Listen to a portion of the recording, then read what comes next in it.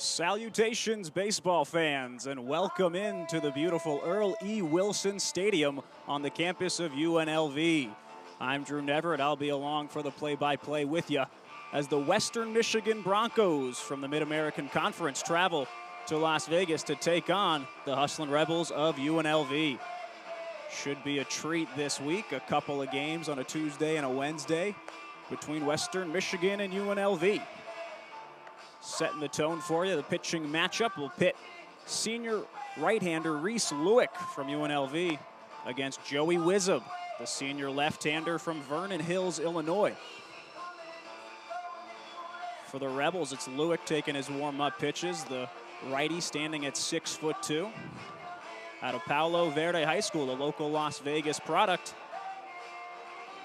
He'll make his first start of the 2026 campaign. He's got 3 innings pitched on the year, but a rarity in today's day and age. Reese Lewick in his 4th consecutive season at UNLV wearing the scarlet and gray. Setting the lineup for you for the Broncos. Batting in the leadoff spot, Tanner Malley out in center field. Hitting second and playing second, Drew Howard. In the 3-hole, it's Michael Maloney over at shortstop. And the cleanup spot occupied by Jacob Rowold, the left fielder. Batting 5th and DHing, Josh Polabinski. Batting 6th is the right fielder, Connor Ostrander, followed by Mason Pilarski, the third baseman, in the 7 spot. Batting 8th is the first baseman, Mark Meneke, and rounding out the order, late addition to the order, the catcher, Diego Pena. Western Michigan, led by 16th year head coach Billy Gernon, guy who's a veteran in the Mid-American Conference after a couple years as an assistant with the Michigan State Spartans. About to get underway here between the 2-4 Western Michigan Broncos and the 5-2 UNLV Hustlin' Rebels.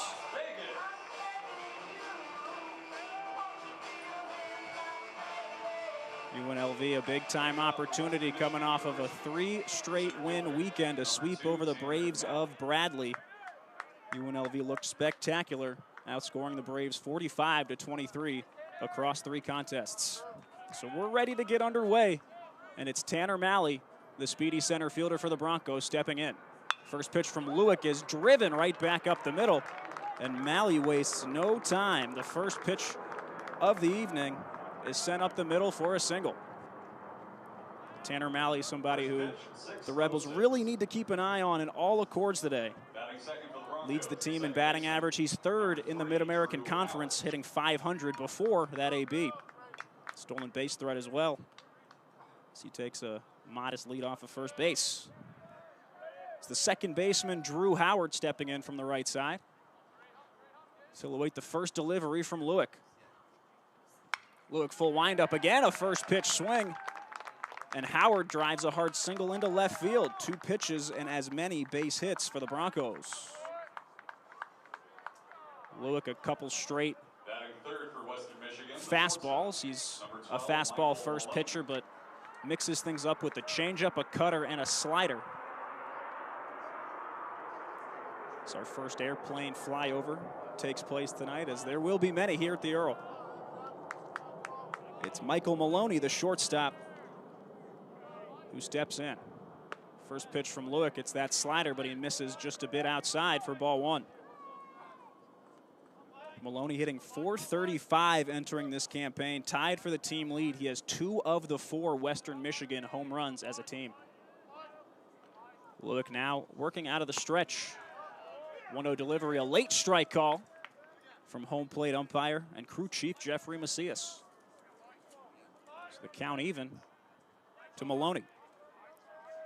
Dangerous spot early for the Broncos to strike. Lewick sets, delivers, big swing and a miss on that changeup that finds the dirt. Count now 1-2.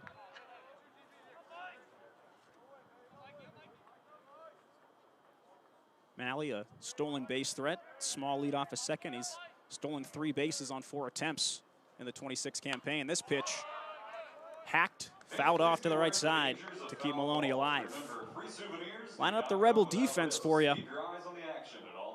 Lewick's battery mate will be Aiden Garcia. He comes back in to catch after DHing on both Saturday and Sunday. Your infield from left to right. Drew Berrigan at third, Cooper Sheff at short, Marcos Rosales at second base, and first base occupied by Johnny Rodriguez. Here's the delivery, popped up to the right side in foul territory. There is Rodriguez as he'll make the catch in the foul side grass. So Lewick induces a big pop up there from Micah Maloney to record the first Western Michigan out in the first. Rest of the defense for you. Jack Salmon in left field, Jaden Sanchez in center, and Nin Burns the second in right for the Rebels. One gone now, and a double play would end the inning. Lewick looking to induce a ground ball from the left fielder, Jacob Rowold. Just 10 at-bats so far for Rowold. He's 1 for 10. Lewick looks back to second, delivers the first pitch. Popped foul above the canopy behind home plate.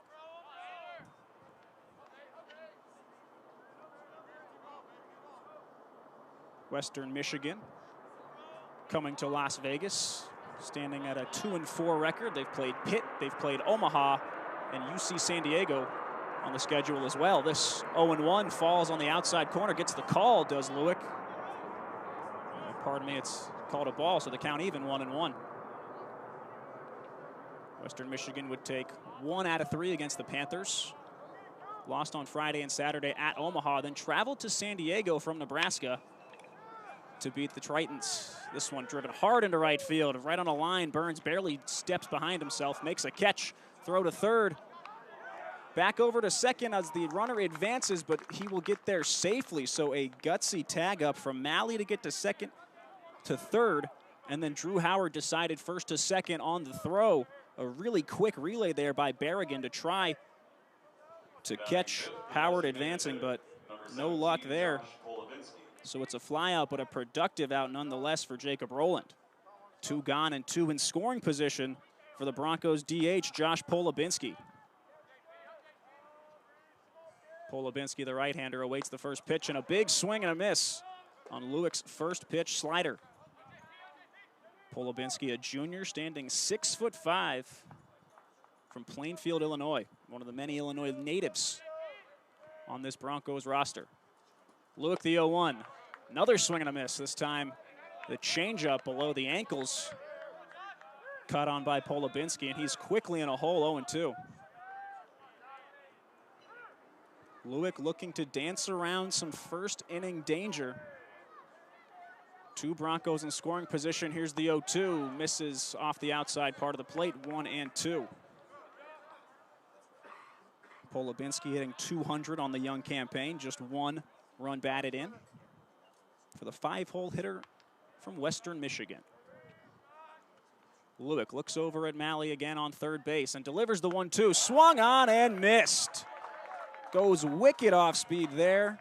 Snaps it off on him, strikes him out to retire the side. A little bit of danger for Reese Lewick. He escapes the jam. No runs, 2 hits. Both of those left on. Halfway home in the first inning. All knotted up 0-0 here from Earl E. Wilson.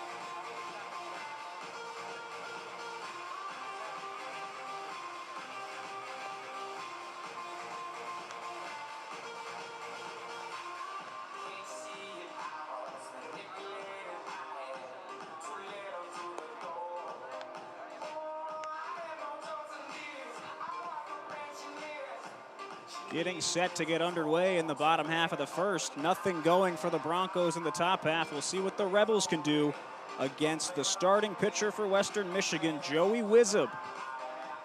Wizub, a senior lefty, standing 6'3", 195 out of Vernon Hills, Illinois. He's had 2 appearances so far this year, an inning and a third pitched. 3 earned runs, 3 walks, couple of home runs in that opening series for the Broncos against Pittsburgh. He'll start his night off by facing off with Reggie Bussey, DHing for the Rebels tonight. Behind Bussey will be Marcos Rosales playing second base, Aiden Garcia, the catcher, in the 3-hole. Drew Berrigan over at third base, hitting cleanup, hitting 5th. The roommate of Berrigan, Burns, playing right field. Johnny Rodriguez playing first and hitting 6th. The shortstop, Cooper Sheff, batting 7th. Following him, Jack Salmon, the left fielder, in the 8-hole. And Jaden Sanchez rounds out the order, hitting 9th, playing center, as Reggie Bussey takes the first delivery from Wizub outside for ball 1.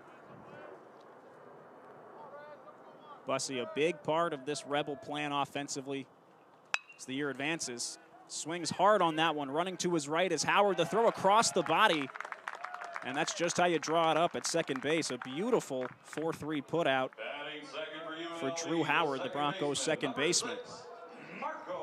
2-pitch ground out for Bussey prompts Marcos Rosales to step in. Rosales penciled in every day in this lineup in the 2 spot, and at second base, he's been stellar in the early going.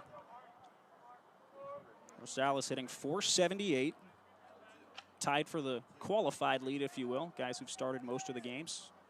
Team leader, only multi-home run hitter for UNLV with 2. First pitch from Wizub's outside for ball 1. Rosales also 7 runs batted in, tied for 3rd on the club. Wizub delivers, Rosales cuts, pops this thing up to shallow right. Coming in is Ostrander, and no problem for Ostrander. Sets up underneath to retire Rosales. So a couple of quick 2-pitch at-bats for Joey Wizub. Guy who is highlighted by a lot of efficiency, not your textbook strikeout guy, but pitches to some contact, and we've seen that here early through 2 batters. That brings up the catcher, Aiden Garcia. Garcia caught on Friday, DH'd each of Saturday and Sunday's contests as he takes ball 1 on the outside corner. Garcia, one of the stellar Rebel performances in the blowout victory on Sunday over Bradley, went 4 for 6, drove in 3 runs. This pitch tumbles into the zone, called strike 1, just on the outside corner for Wizub. That's sweeper type of action to get the call. Here's the 1-1 out of the windup for Wizub. Check swing, and Rosales offers, Garcia offers on another nasty off speed. Garcia behind 1-2 now. Wizub kicks, delivers. Pitch just a bit high. And it's ball 2.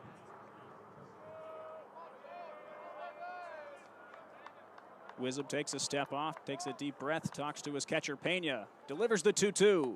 Misses low and away. Count runs full to the Rebel backstop. Garcia, 9 runs batted in this year.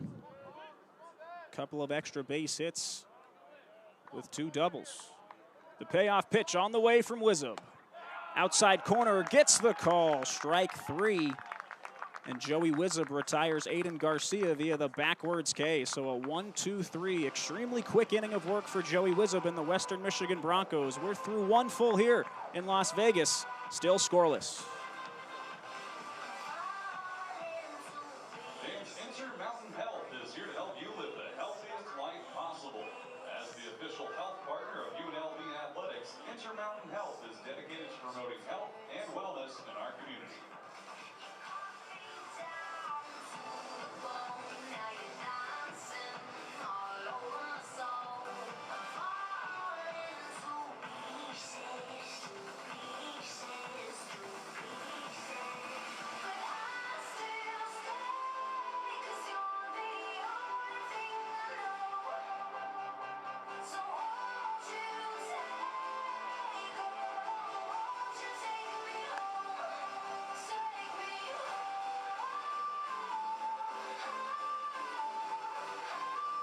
Hustlin' Rebel Baseball on the UNLV Athletics YouTube page is brought to you by Southern Nevada Chevy Dealers.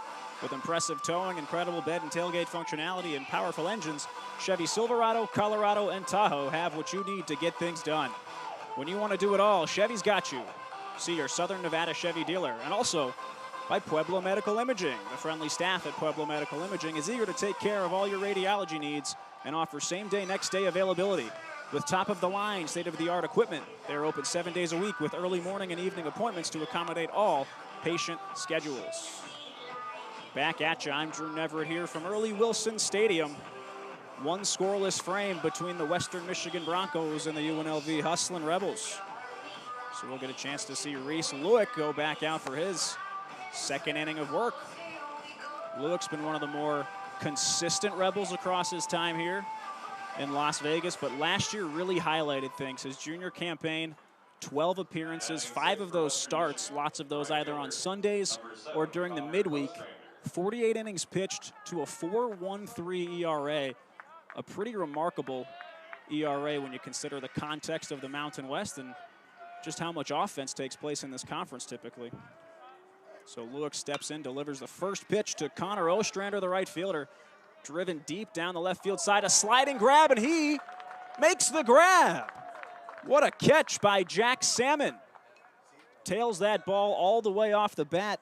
The opposite field shot, lefty Ostrander delivered. It was going to be a fair ball, too.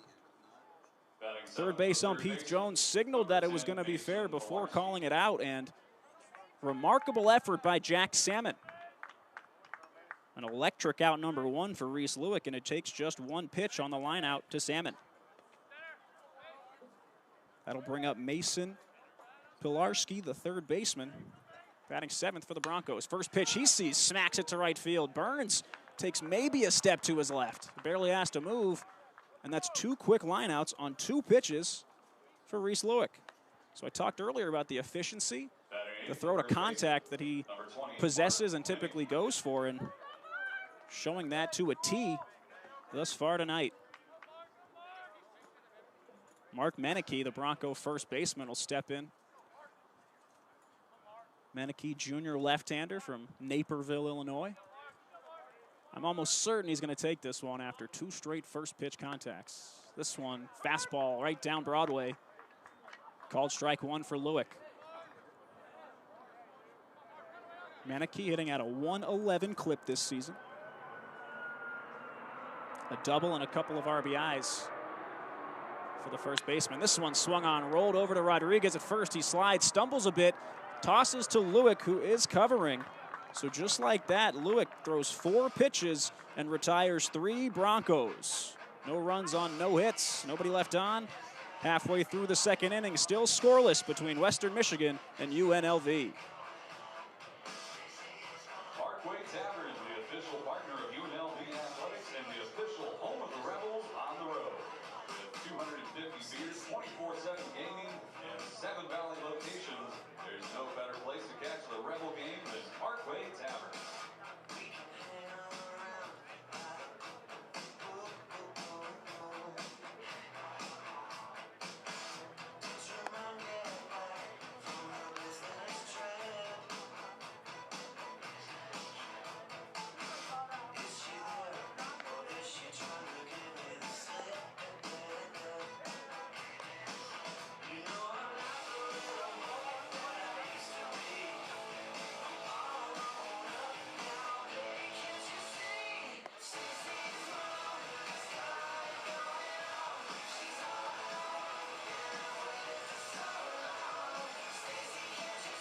Back at you from Earl E. Wilson Stadium. It's the bottom of the second inning. Already, it's the bottom of the second inning. A lot of quick hits into outs, still scoreless between Western Michigan and UNLV. It'll be the 4, 5, and 6 batters for UNLV due up, and didn't get a chance to line up the Broncos defense for you in the first, so we'll do so now. Diego Pena catching Joey Wizzip. He was a last-second replacement for Nolan Zajac, who was scratched right before first pitch. Third baseman's Mason Pilarski with Michael Maloney at short. Right side of your infield is Drew Howard at second with Mark Meneke at first base. And your outfield from left to right, Jacob Rowland, Tanner Malley, and Connor Ostrander. And with that, Joey Wizub, the Broncos' starting pitcher, gets on the mound to face Drew Berrigan, the Rebel third baseman. First pitch from Wizub, taken on the outside part of the plate. First strike one to Berrigan. Drew Berrigan hitting .478, tied with Rosales for that team lead in batting average, and he paces the Rebels in RBI as well with 13. 0-1 pitch, ball one, count runs even for Drew Berrigan. Extremely similar stat line to Aiden Garcia, but even better on Sunday's victory. 4 for 6, 3 runs scored, 4 runs batted in. His pitch delivered and well executed on the lower half of the plate. Berrigan now behind 1-2. Joey Wizub, a guy who has been used mainly out of the pen this year, was one of the reliable Broncos starters a season ago. Berrigan fouls this one out of the stadium to the right side. 2025 for Joey Wizub.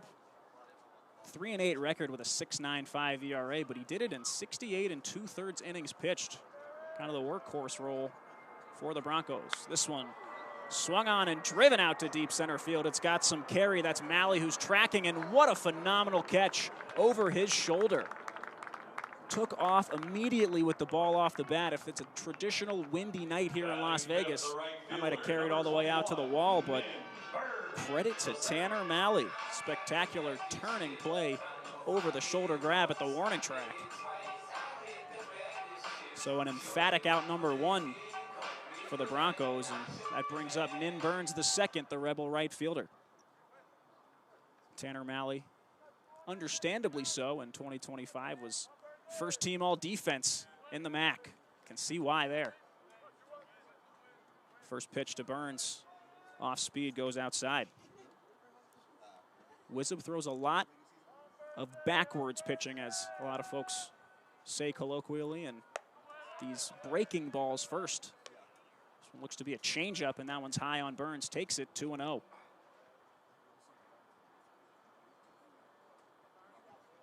Burns, the big right-handed batter. A homer and 12 runs batted in, just one behind the team lead. This one fouled off the inside part of the bat. Over the netting foul, count 2-1. Joey Wizub had a couple starts last year against in-state rivals in which he went 8 innings pitched or more. An 8-inning win against Eastern Michigan at home. Allowed 4 runs, but picked up the W. Burns with a check swing there. No appeal. Jeffrey Macias at home says he did go. Count runs even, 2-2.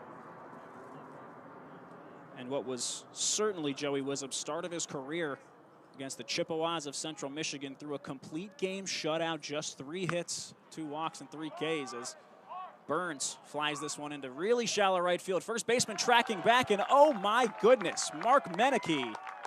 A phenomenal play into that Bermuda Triangle area with 3 Bronco defenders closing in. Meneke reaches above his head, makes the spear. We've had just 5 outs on the UNLV offensive side of things, and 2 of them have been superstar defensive plays. So Berrigan and Burns hit into some special defensive outs for Western Michigan, and that brings up the first baseman, Johnny Rodriguez. Rodriguez, left-handed batter. Hitting .226 on the year. First pitch, fastball in there for called strike 1. Rodriguez, a guy I'll talk about all year in terms of his versatility. Rebels haven't had too much success on the defensive side of things at first base over the last handful of years, but Rodriguez, a big frame, but an even bigger athlete out there, has a lot of range, a great eye for the ball. Ball in the dirt, runs the count 1-1. Rodriguez also very capable at the plate. Checks his swing, but holds back on that outside pitch, 2-1. Rodriguez, 3 doubles this season. Second on UNLV's squad so far. But he's a stolen base too. He's a guy who consistently this year should get the green light. A good base runner as he smacks this one to the left side. It's got some carry, but hooking foul it will one hop over the short fence in deep left field foul territory. Count runs 2-2 to Rodriguez. He saunters back towards home plate, taking his time, grabbing his bat. His teammate Jack Salmon, the other left-handed batter in this Rebel lineup, he's in the hole.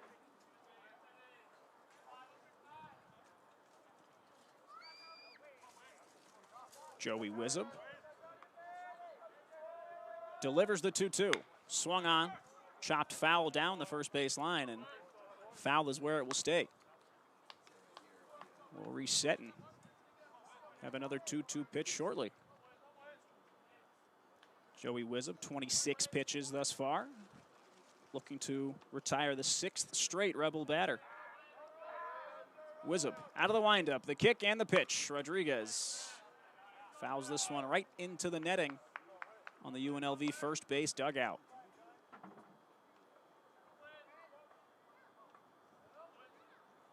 Rodriguez, couple of nice performances this past weekend. He was the only Rebel to actually not record a hit in the starting lineup on Sunday, but 2 for 5 with a 2-run double on Saturday as he drives this one way back. This thing is way gone. Johnny Rodriguez, an absolute missile that almost cleared the trees in right center field. He got every ounce of that baseball, and he's given the Rebels a 1-0 lead here in the second inning. What an absolute shot by Johnny Rodriguez. First home run of the game for UNLV, brought to you by NV Energy. There was some serious energy behind that swing from Johnny Rodriguez. A bomb to deep right center into the trees. Brings up Cooper Sheff, the shortstop. And a fresh slate for Joey Wizub. First pitch, Sheff swings over it for strike one. Cooper Sheff, extremely reliable defensively on the left side of the infield. .333 batter as well so far. He'll take outside, count 1-1. If you're looking for textbook singles, extremely well-worked at-bats, hard-hit balls, you get all of that with Cooper Sheff. He awaits the 1-1, looks it into the catcher's mitt, goes low for ball 2. Sheff's had 3 of his base hits so far this year go directly up the middle, so there is a shift on from Western Michigan. They've kicked Drew Howard and Michael Maloney to the left side of second base bag. Wizub's 2-1 misses high, 3-1 to Sheff, but I mean, the entirety of up the middle is open. First baseman Mark Meneke on an island on the right side of the infield. May or may not matter, we'll see on the 3-1 from Wizub. Called strike, high and in. Sheff thought he was thrown ball 4, but he'll pick the bat up again and step back in with the count full. Sheff 2 for 6, drove in 3 runs in Sunday's 20-9 victory. 1 for 4 on Saturday and 2 for 5 on Friday. Here's the 3-2 to Sheff. Swings and misses. Wizub goes upstairs. And Sheff not thrilled about that strikeout swinging. But a little bit of damage done. Johnny Rodriguez with an emphatic first Rebel run. We're through 2 full innings here from the Earl. UNLV leads 1-0 over Western Michigan.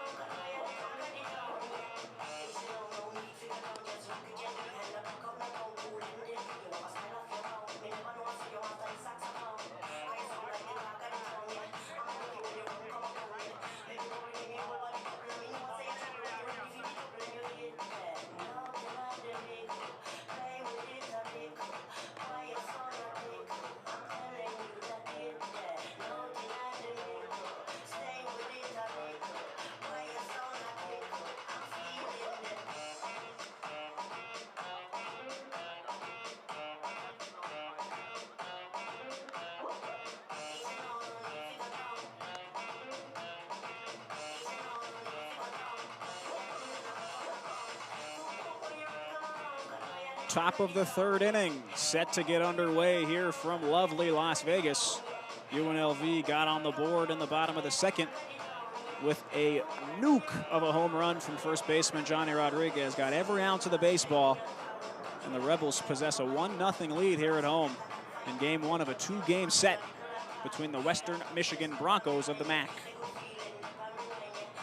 Reese Lueck, 2 hits on the first 2 pitches he threw, but since then, 6 straight retired Broncos. He'll start things off in inning number 3 with the catcher, Diego Pena. Pena just 2 at-bats so far in this season. He's 0 for 2. Wasn't expecting to play in this one was Pena, but we got the word here about 7 minutes before first pitch that Pena would be in the lineup for Nolan Zajac, who was scratched. Lueck's 1-0 delivery, cut on and missed for strike 1. Diego Pena, the senior from Muskegon, Michigan. 16 Broncos on this roster hail from the state of Michigan. 1-1 delivery from Lueck. Looks to be the changeup, and he finds the zone. Count 1-2 to the Broncos catcher. Lueck uses a lot of that slider when he's ahead in counts. See what he goes with on the 1-2. Looks to be the cut fastball, just missing a bit outside. Good call, but execution lacking a bit there. Count even at 2-2. Lueck, a guy who has been a big part of a lot of Rebel wins last season. 2-2 delivery just misses, but they appeal down to first base. And first base umpire Jason Harstick rings up Pena. Kind of a half excuse me swing. Thankfully for the appeal for Reese Lueck, Pena's rung up. So strikeout number 2 for Lueck. 1 quick out. The Broncos order wraps around to the top, and it's Tanner Malley. Malley's already been active in this one. A single on the first pitch of the ball game, and a stellar over-the-shoulder grab in deep center. First pitch from Lueck clips the inside corner for strike 1. For Lueck, he really got stretched out too as the season advanced, and his last 3 starts of the year, all 3 Mountain West opponents, all starts, 91 pitches, 96 pitches, 91 pitches in his last 3 appearances as he misses with the ball outside. But went 5 or more innings in all of those starts, and was really a guy who, now coming into his senior year, he's matured a bit, says pitching coach Jeff Opalewski, and there's a lot more depth on his pitches overall as this delivery smacked down the line past the extending third baseman Berrigan. Malley's going to round first, and he will not stop at second. He's kind of halfway home now, turns, retreats to second base, and he'll be happy with a stand-up 1-out double. 2 at-bats and 2 hits for the Broncos' leadoff man. Puts the tying run in scoring position for the second baseman, Drew Howard.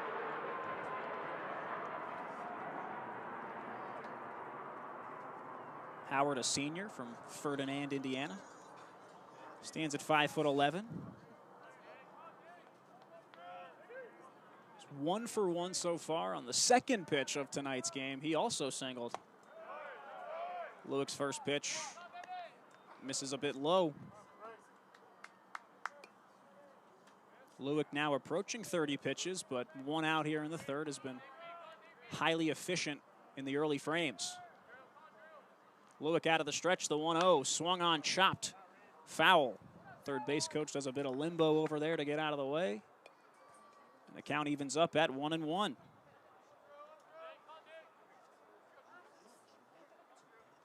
Lueck had 1 other appearance so far in this season against Austin Peay.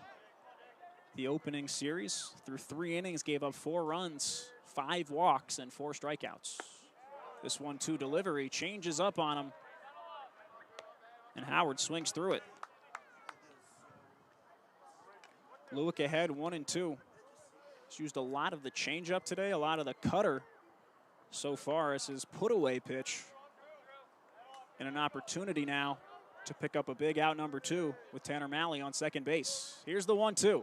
Swung on, driven on a line to right field. Burns takes a few steps to his right and back, will make the catch. Malley tags. There will be no throw to third. So Malley advances the 90 feet to third base, but a big timeout number 2 for Reese Lewick. That'll prompt Michael Maloney, the shortstop, to step in. The shortstop, number 12, Michael Maloney. Maloney came into this one hitting .435. Broncos' top of the order is really juiced in terms of their production. The 1, 2, and 3 men. A lot of early season activity for them offensively. First pitch from Lewick. Fouled off into the net. He's behind 0-1.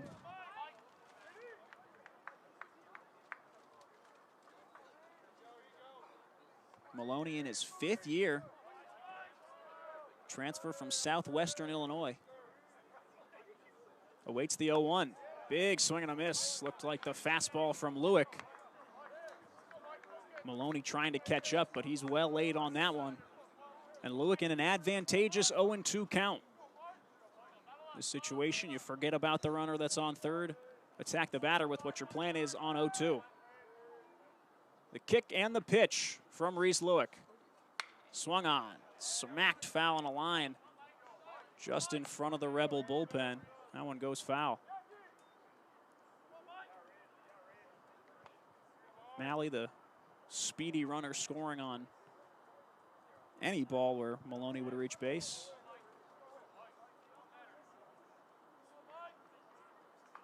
Lewick toes the rubber. Delivers the 0-2. Swung on and missed. Goes outside. And Maloney chases for strike 3. 3 strikeouts for Reese Lewick. Strands a runner on third on 1 hit. Halfway through the 3rd inning, and the Rebels lead the Broncos 1-0.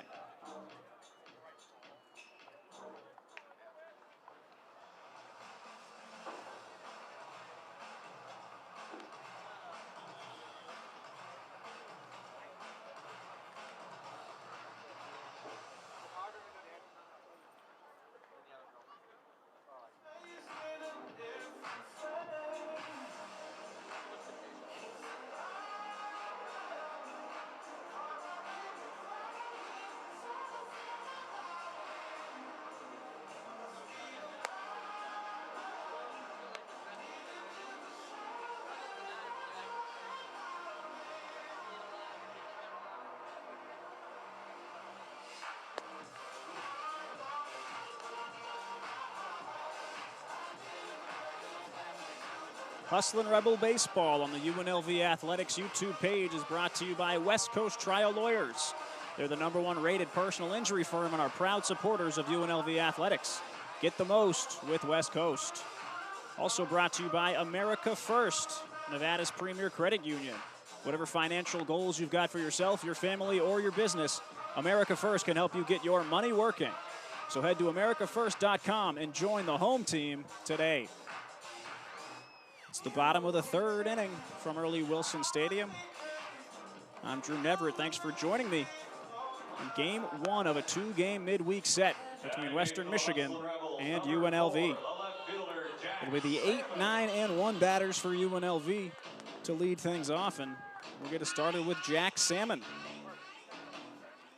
Salmon playing out in left field. He appeared in Sunday's game as a pinch runner.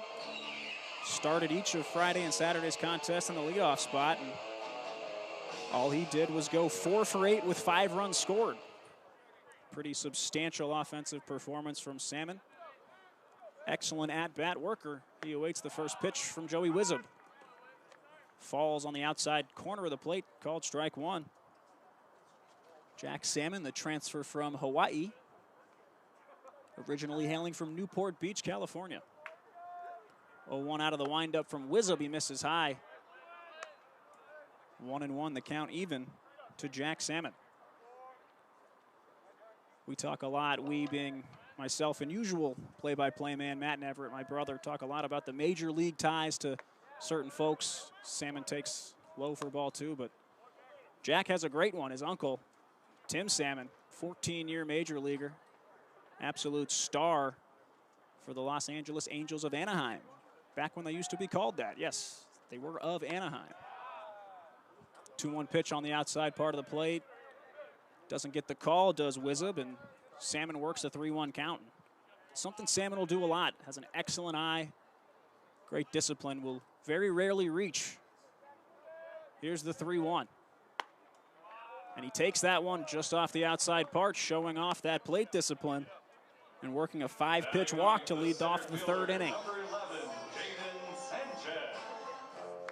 Salmon a dangerous base runner on first for Jaden Sanchez, the center fielder. Sanchez on Sunday in the 20-9 victory had a laser beam of a home run, 2-run shot in the 7th, and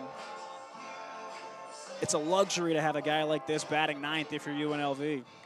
Obviously still early, but he's hitting .438, has that home run, 5 runs batted in, and like most of these Rebels top to bottom in the lineup, a stolen base threat. And speaking of stealing bases, Joey Wizub executes the left-handed pickoff move over to first base. Salmon back in, standing up. Salmon is 2 for 2 on successful stolen base attempts in the young campaign. Wizub looks over at the runner, delivers. Looks to be a curveball on the outside corner for strike 1. Mark Meneke. Good defensive first baseman over there, watching warm-ups and taking ground balls. He stood out among the first basemen on the ground ball portion. Wizub pushes it outside, count even, 1-1 to Jaden Sanchez. Sanchez listed 5'10", 180. The transfer coming over from Chaffee Community College. 16 stolen bases over there in 31 games a year ago. Another pickoff attempt from Wizub, this time prompts Salmon to dive back, but no real threat of a pickoff. Wizub presents a very interesting pitch mix. I haven't seen him top 82 today, but mixes up a lot of different things, a changeup, a slider. This one tailing away from Sanchez at 77 for ball 2. Leans a lot on that sweeper, slider, whatever you want to call it, for called strikes, and the early part of his success has come from that pitch. 2-1 on the way to Sanchez. Late swing and a late miss. 2-2.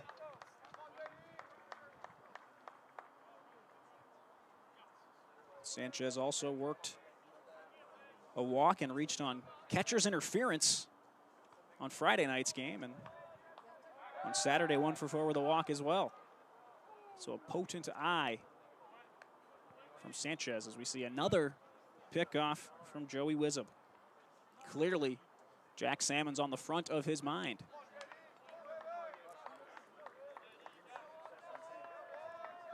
Wizub ready to deliver the 2-2, swung on and missed. Jaden Sanchez, fooled by that breaking ball, swings over top of it, and Wizub picks up his 3rd strikeout in as many innings. Brings up Reggie Bussey for the 2nd time. Bussey a hard ground out and a pretty solid play to the backhand made by Broncos 2nd baseman Drew Howard in his first ups. Lefty-lefty matchup here. Bussey in from the left side, squares around to bunt, but pulls away as this pitch misses for ball 1.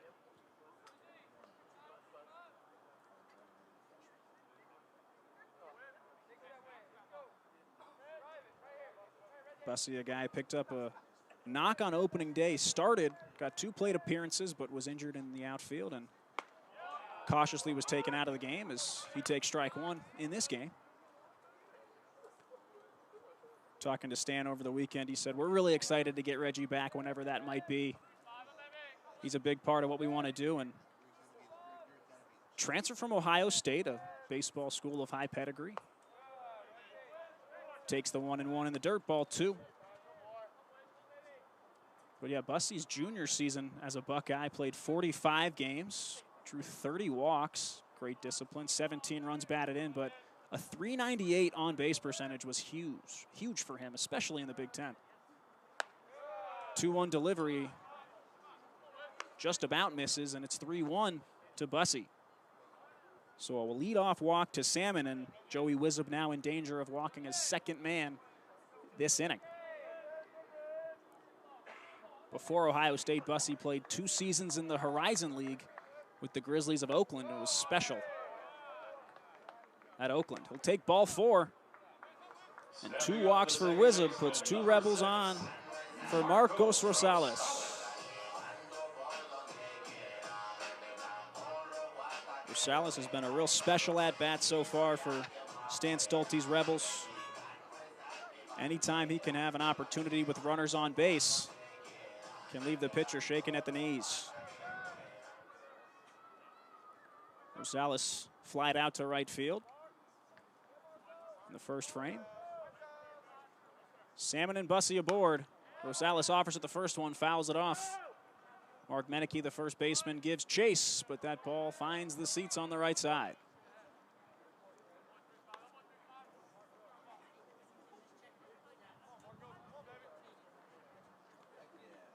Rosales, the one game he didn't start this season against Austin Peay, came in as a pinch hitter, delivered a long ball. Clutch hitter as well as a disciplined one. He awaits the 0-1. Misses a bit low, count even at 1 ball, 1 strike to Rosales. Rosales standing at 5'9", out of West Covina, California, one of the many California transfers on this UNLV squad. This one popped up. It will find the seats. Joey Wizup gets his second strike of the at-bat.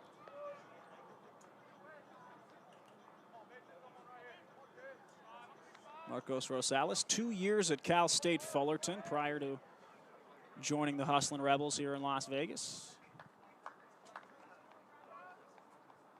UNLV actually gets to play Cal State Fullerton here at the Earl on March 17th. So a reunion of sorts for Rosales as he ropes one past the shortstop into left center field. Salmon rounding second. He'll score. Stretching it into a double attempt is Rosales. And he's called safe.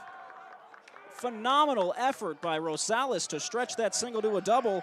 He drives in Salmon, and Bussey gets to third. It's 2-0 Rebels. Almost in disbelief with the aggressive base running from Rosales, but a sweep tag like a freestyle swimmer allows Rosales to reach second base. And a big-time RBI for Rosales. So 2 runners in scoring position now. Still the 1 out. And that brings up Aiden Garcia. Garcia struck out on one of Wizup's off-speed pitches to end the first inning. First pitch thinks about offering, but that delivery at 72 misses outside. Garcia, a guy who's almost certainly going to be in this everyday lineup as the season advances, but whether it be at catcher, whether it be at DH, that's to be determined day to day. 1-0 misses outside. Definitely want to get a couple of the Rebel catchers involved. Defensively, we saw Gavin Taylor on Sunday, the junior from Tarzana, California, great catcher, and Connor Tallickson, another guy we've seen. He was on the game day graphic today, if you saw any UNLV baseball social posts. And we'll have a mound visit after 2 straight balls from Wizup. It's a high leverage situation. 2 balls and no strikes, and it's been a bit difficult for the Broncos starter to find a rhythm. So that's Zach Putnam, assistant coach, pitching coach, coming out to have a word. Rebels offensively have looked extremely solid so far. It always takes a few batters for them, as we've seen over the course of the last couple of weekends, to see some pitches, especially with these non-conference opponents that you're not used to seeing. This being the first ever meeting on the diamond between Western Michigan and UNLV. But the Rebel bats have woken up a little bit, evidenced by the long bomb from Johnny Rodriguez, and a great double by Marcos Rosales. So 2-0 the count as we resume play. Swung on, hit hard by Aiden Garcia. Down the left field line, giving chase is Rowland. He'll make the catch. Spectacular grab, but it's a sac fly as Bussey will tag up and score easily from home. Sac fly from Aiden Garcia. Jacob Rowland, what a catch. He had to cover a lot of ground, and tough for Garcia not to pick up an extra base hit there, but I'm sure he'll take the 0 for 0 and an RBI to make this game 3-0. 2 gone, Rosales stays put at second base, and that brings up Drew Berrigan, the cleanup man. Berrigan, similarly to Garcia just now, had maybe extra bases taken from him to lead off the second. A deep shot to dead center, and Tanner Malley made a great twisting, turning catch to retire Berrigan. First pitch here's outside for ball 1. Berrigan, one of the real power threats in the Mountain West Conference this year, coming over from Western Kentucky. The redshirt senior has played a lot of big-time games, provided a lot of big-time offense for the Hilltoppers prior to his time in Las Vegas. He's now ahead 2-0.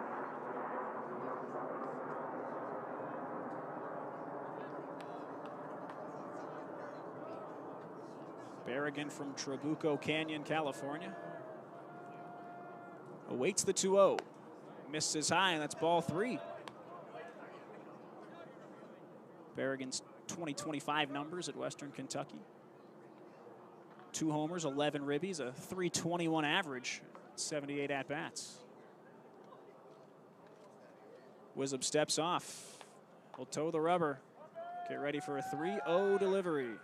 Berrigan squares around to bunt. Wasn't serious. He pulls it back and will take strike 1. 2 gone. Marcos Rosales in scoring position.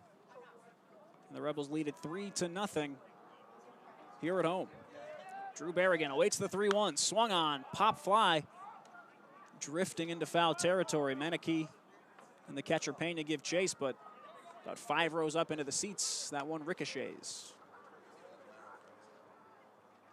Counts now full. Not a lot of full counts worked by either starting pitcher so far today. Joey Wizub checks the wristband, looking for his guidance on this full count delivery. Checks the runner, kicks, pitches, swung on, driven hard up the middle on the ground. Berrigan singles, rounding third is Rosales, he scores.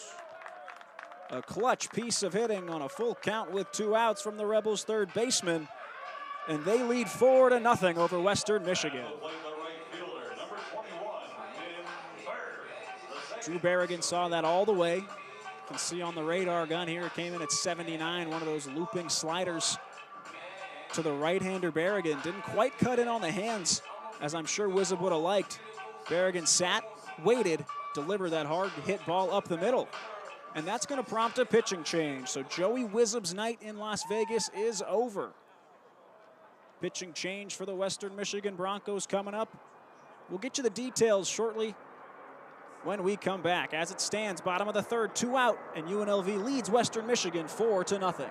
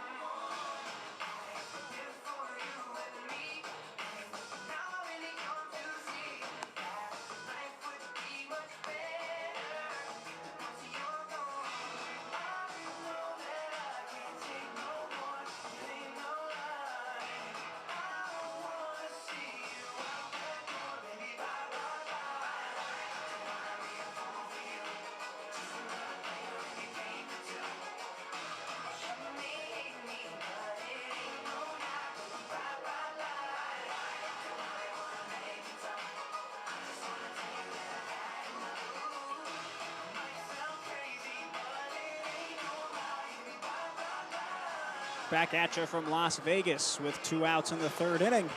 We've got a pitching change for Western Michigan. Joey Wizard, the starter, is lifted. After 2 2/3 innings pitched, he gave up 3 hits, 2 walks, 3 Ks on 61 pitches, 32 of them for strikes. Still on the hook for the runner Berrigan at first, but he's given up 4 earned thus far. He's replaced by Matt Maloney, the right-hander out of McKenna, Illinois. He stands 6 foot tall, 185, and he's making his 3rd appearance of the year. But before he does that, slight delay here. Billy Gernon, 16th year manager for Western Michigan, having an extended conversation with crew chief Jeffrey Macias. A pause on the warm-up pitches. We're kind of getting near the end of Matt Maloney's warm-up time, but brief delay. They've stopped and given him a couple more throws. Looks like he throws exclusively out of the stretch, but for Matt Maloney, he's gone 2 2/3 innings pitched this year. No runs on 3 hits, 3 walks, and 2 strikeouts. Pitched in both a loss to Pittsburgh and a loss to Omaha.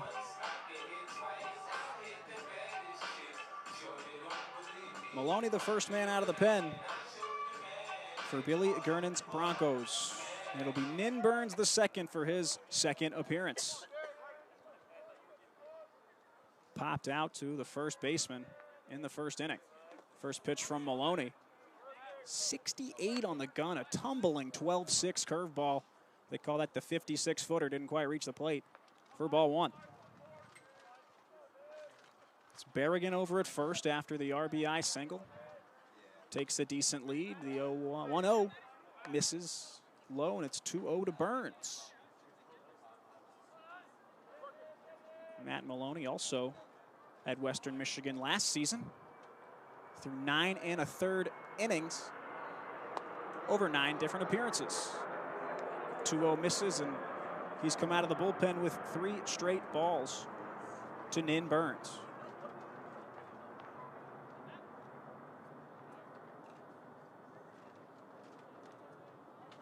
Nin Burns awaits the 3-0, takes, called strike 1. 3-1 with 2 gone here in the 2nd. Nin Burns, the transfer from Northwest Nazarene College, where he was a star a season ago. 53 runs batted in 61 games. Rips this one foul on the 3rd base side, and that brings the count full to the Rebel right fielder. Berrigan leading off first, might not get a big lead, but he'll certainly be taking off with the pitch. Maloney, the stretch, delivers the full count pitch in the dirt. Burns with an emphatic bat flip to the dugout as he trots the 90 feet to first base with a 2-out walk. So with 2 outs after the sac fly from Garcia that scored Bussey, Berrigan with an RBI single. Burns draws the walk, and there's 2 on for the dangerous Johnny Rodriguez. Saw some of that danger from the bat of Rodriguez with the looping blast to deep right center an inning ago. First pitch he sees off the end of the bat. It's fouled off to the backstop.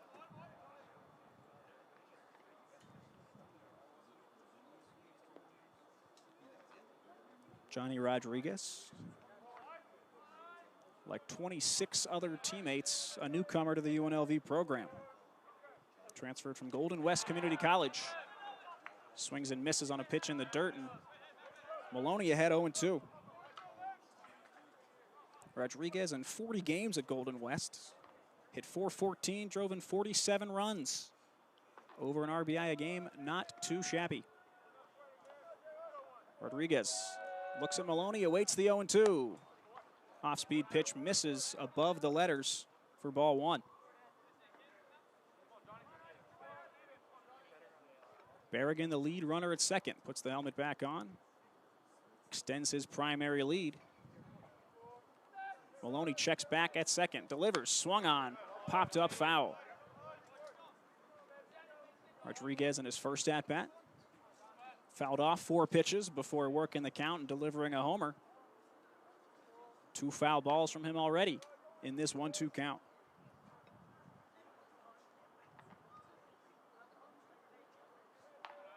Burns a huge lead at first, not being held on. Mark Meneke sneaking up behind. This one sawed off to the opposite side. Shallow left field in foul territory. All Jacob Rowold can do is watch it hit the dirt.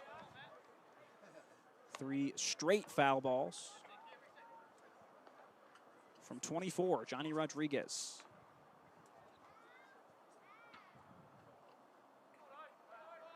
Rodriguez has one of the 3 Rebel triples this season. Jack Salmon, Nin Burns, the other 2. 1-2 again from Maloney. Low and in, Rodriguez takes all the way, steps towards the mound in that take, and deuce is wild, as a colleague of mine likes to say. 2 on, 2 out, 2 balls, 2 strikes. Bottom of the 3rd inning. Maloney out of the stretch, delivers, swung on, ripped over the shortstop into the left center field alley. 1 run's gonna score. Burns rounds third. He'll score easily standing up. And Johnny Rodriguez delivers a 2-run double with 2 outs here in the 3rd. Another piece of clutch hitting by the Rebels' first baseman, Johnny Rodriguez. And this lead now sits 6-0 in the bottom of the 3rd.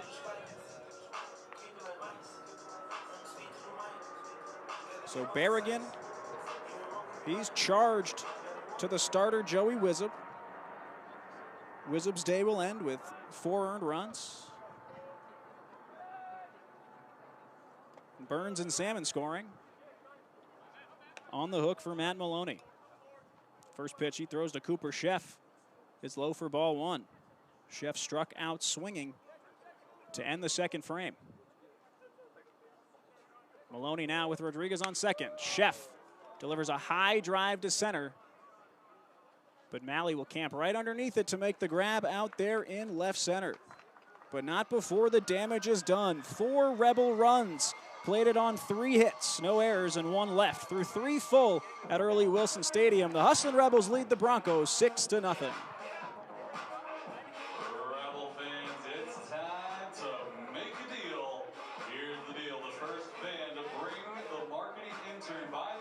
A phone will get a very special UNLV prize pack. That's right, bring a phone to the intern by the main entrance for UNLV prize pack. Ready, set, go.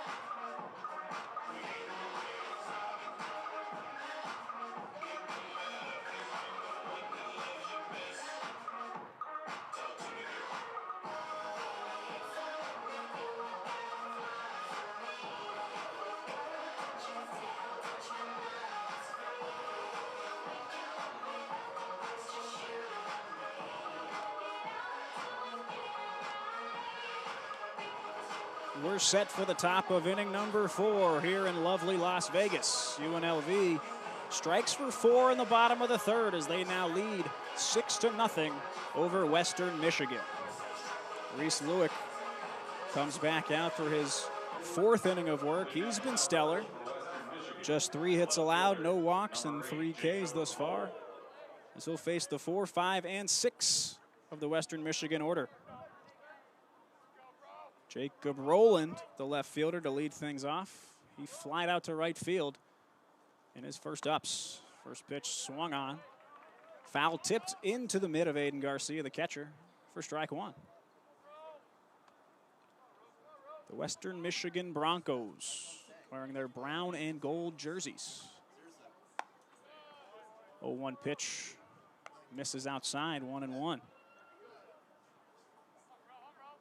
under 16th year manager Billy Gernon. They've gone to the MAC tournament 8 times, and they've won the whole thing twice. Both in 2016 and 2 years ago in 2024 now. The 2024 tournament, they weren't the favorites going into the tournament, but all they did was win 4 games consecutively, outscoring their opponents 29-3. Very impressive, and also impressive, the 1-2 delivery from Reese Lewick. He freezes Roland with the fastball on the inside corner and strikes him out on 4 pitches. Lewick really in command, starting the frame off with a backwards K. Number 17, Josh Polovinsky. It's 4 strikeouts now for Reese. He'll face the designated hitter, Josh Polovinsky. Polovinsky takes the first pitch at the letters for strike 1. Polovinsky stands 6'5". I believe that's the tallest active Bronco. Transfer from Fort Scott Community College. 0-1 delivery from Lewick, misses low. Count 1-1.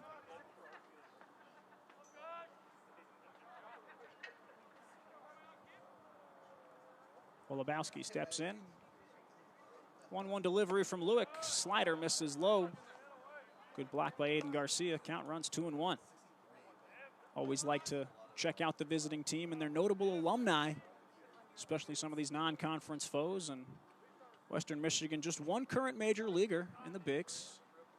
Keaton Wynn, the starting pitcher for San Francisco Giants, should be on the opening day roster this season. Seen a lot of him at Las Vegas Ballpark in the Pacific Coast League with the Sacramento River Cats over the last handful of years, but Keaton Wynn now should be a big league staple. Foul ball makes the count 2-2, and here's the 2-2 from Lewick. Misses a bit low, goes with the fastball, but it fills up the count. Lewick reached back, put a little bit extra on that one. 91, fastest heater we've seen from him this evening. Full count delivery from Lewick. Slider is just a bit outside, and excellent eye from Josh Polovinsky to draw the walk with 1 gone. Next up, the right fielder, number 7, Connor Ostrander. With 1 out, base runner at first base, it's Connor Ostrander, the right fielder. Hit a laser beam liner to Jack Salmon. Salmon tracked it the whole way and made a stellar sliding grab. That was back in the second. First pitch low, blocked in the dirt by Garcia.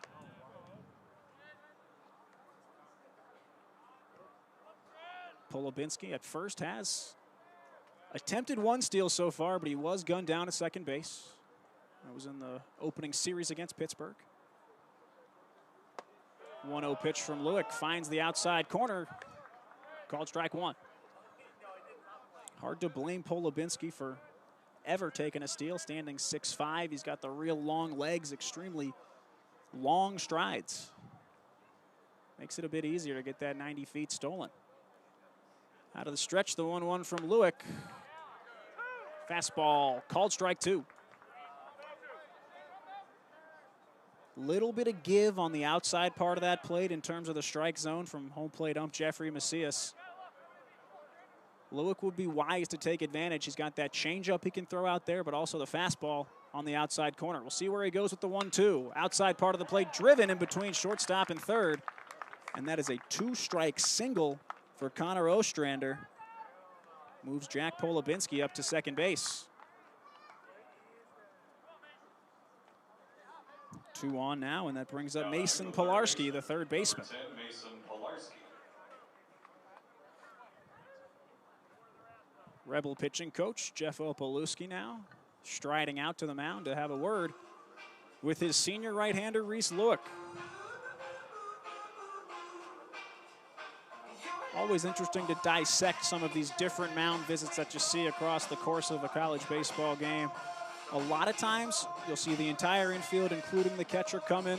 You could see when Coach Ope was walking out, waved off the infield a little bit and just wants to talk with his pitcher, Lewick, and his catcher, Garcia. So sometimes it's more of an attaboy, like, you know, get yourself together, we're rooting for you. get it done, throw some strikes. When everybody comes in and it's more of a rally, more of a happy, maybe not happy, but more of a team-centric huddle this time. Just Coach Ope talking X's and O's, talking strategy with Lewick. Coach Opalewski back in the dugout as we get ready for Pilarski, the Broncos' third baseman, to step in for his second time tonight. Lined out to Nin Burns, the second in right field. First pitch from Lewick. Slider finds the zone for strike one. A couple other notable sports alumni from Western Michigan. A couple of dominant NFL guys. John Harbaugh, brand new coach of the New York Football Giants. As well as a couple NFL wide receivers. Greg Jennings of the Green Bay Packers and Corey Davis, top 10 pick in one of those drafts 10, 15 years ago for the Tennessee Titans. Lewick's 0-1 was successful. It's now ahead of Pilarski 0-2. With just one out, looking for a strikeout or a ground ball here. Here's the 0-2. That slider misses low and away, trying to induce the swinging strike and a reach from Pilarski to no avail. Polubinski, the DH, stands on second. Takes his primary lead, and Ostrander leads at first. 1-2, kick from Lewick. Half swing, did he go? He did! Pilarski rung up by Jason Harstick at first base, and that's another K for Reese Lewick. 2 this inning make that 5 so far on the night. As Lewick has really dialed in his command, his swing and miss stuff, and that slider to the right-handed batter has been a thing of beauty for Reese tonight. So now 2 outs, picks up a massive strikeout, and it'll be Mark Meneke, the first baseman. Meneke 0 for 1, grounded out to Johnny Rodriguez at first. First pitch from Lewick. Cutter on the inside part, called strike 1.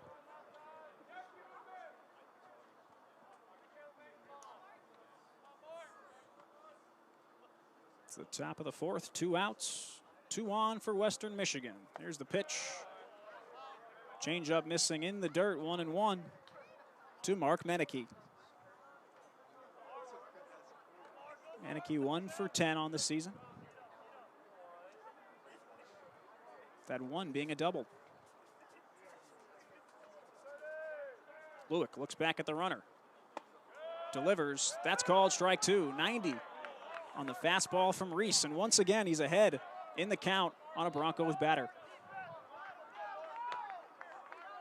Infield on the right side, played way deep. Marcos Rosales, his heels on the outfield grass. Johnny Rodriguez almost directly behind the base down the line. Here's the 1-2, smack to second. Takes 3 hops to Rosales, sets his feet, throws, and retires Meneke.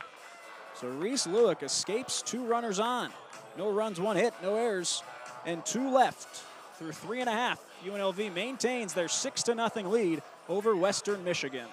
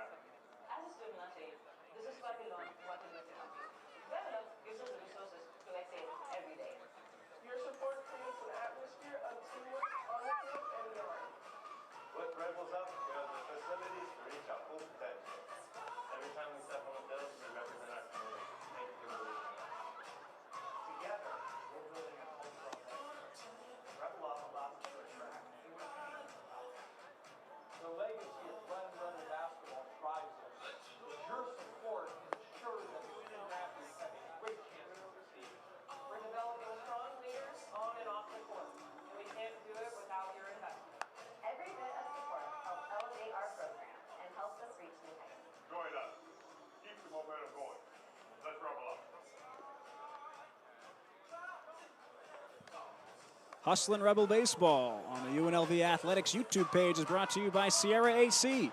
Sierra Air Conditioning and Plumbing makes quality service their top priority and were voted best air conditioning company in Las Vegas.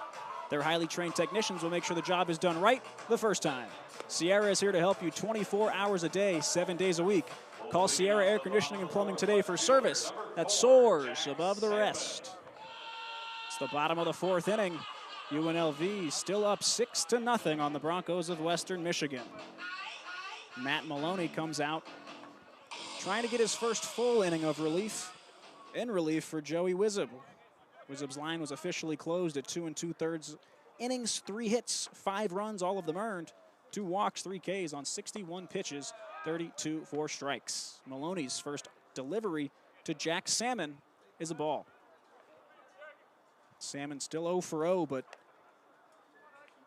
drew a base on balls to start off last inning. Would come around to score the second Rebel run of the evening. Maloney, a guy, works exclusively out of the stretch. Here's the kick. Could see him stumble a bit. His front leg came down a little bit too early. Overextends, misses for ball 2. Salmon's a guy who's not going to swing it much outside the zone, I'll tell you that. 2-0 again. Herky-jerky motion from Maloney. This one fouled hard on a line. Ball's off the fence and trickles into right field. Always makes you wonder which Rebel bullpen arm is popping out to retrieve that ball. Fence line opens up right there. 2-1 pitch misses low and in to Salmon, and Maloney in danger of walking the leadoff man.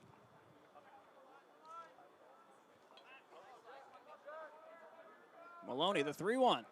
Foul tip. Fastball on the outside part of the plate. Salmon a bit late to get it. Hits it off the nose of the bat.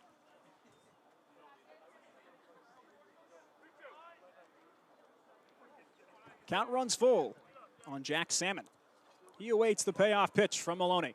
Swung on, roped, and a nice little leaping, half-jumping grab by Mark Meneke. Ball came off the bat hot, slowed down a little bit. Meneke able to track it into the glove for the first out. That brings up the center fielder, Jaden Sanchez, for his second at-bat, the last Rebel to do so. Struck out swinging, one of 3 Rebels that Joey Wizub set down on strikes. Big time first out. Sanchez smacks this one to right center field. Tanner Malley giving chase. He is going to come down with that ball. Looked like it was a bit of a signal cross between Malley and Ostrander, the right fielder, but Malley does what he does best, patrols a lot of range out there in center. And Sanchez flies out to Malley on the first pitch. So 2 quick outs, just what the doctor ordered for Matt Maloney. Pitched himself into a little bit of trouble in the meat of the Rebels' order back in the third. 2 gone now, and it's back to the top of the Rebel lineup with Reggie Bussey, the DH. First pitch, tries to lay down a bunt. Bunts it behind home plate, foul. Bussey, like Jack Salmon, walked and came around to score in the third. Bussey's a guy that you just look at and you say, that guy can play outfield, that guy can hit for me, that guy can run. One of the many versatile Rebels possessing lots of tools on the diamond. 0-1 off speed in the dirt from Maloney. Count 1-1. Maloney, one of 2 brothers. Michael, the shortstop for the Broncos, hitting third today. Bussey drops down a beautiful bunt. The throw is not nearly in time from Pilarski, the third baseman, and that is how you execute a bunt base hit.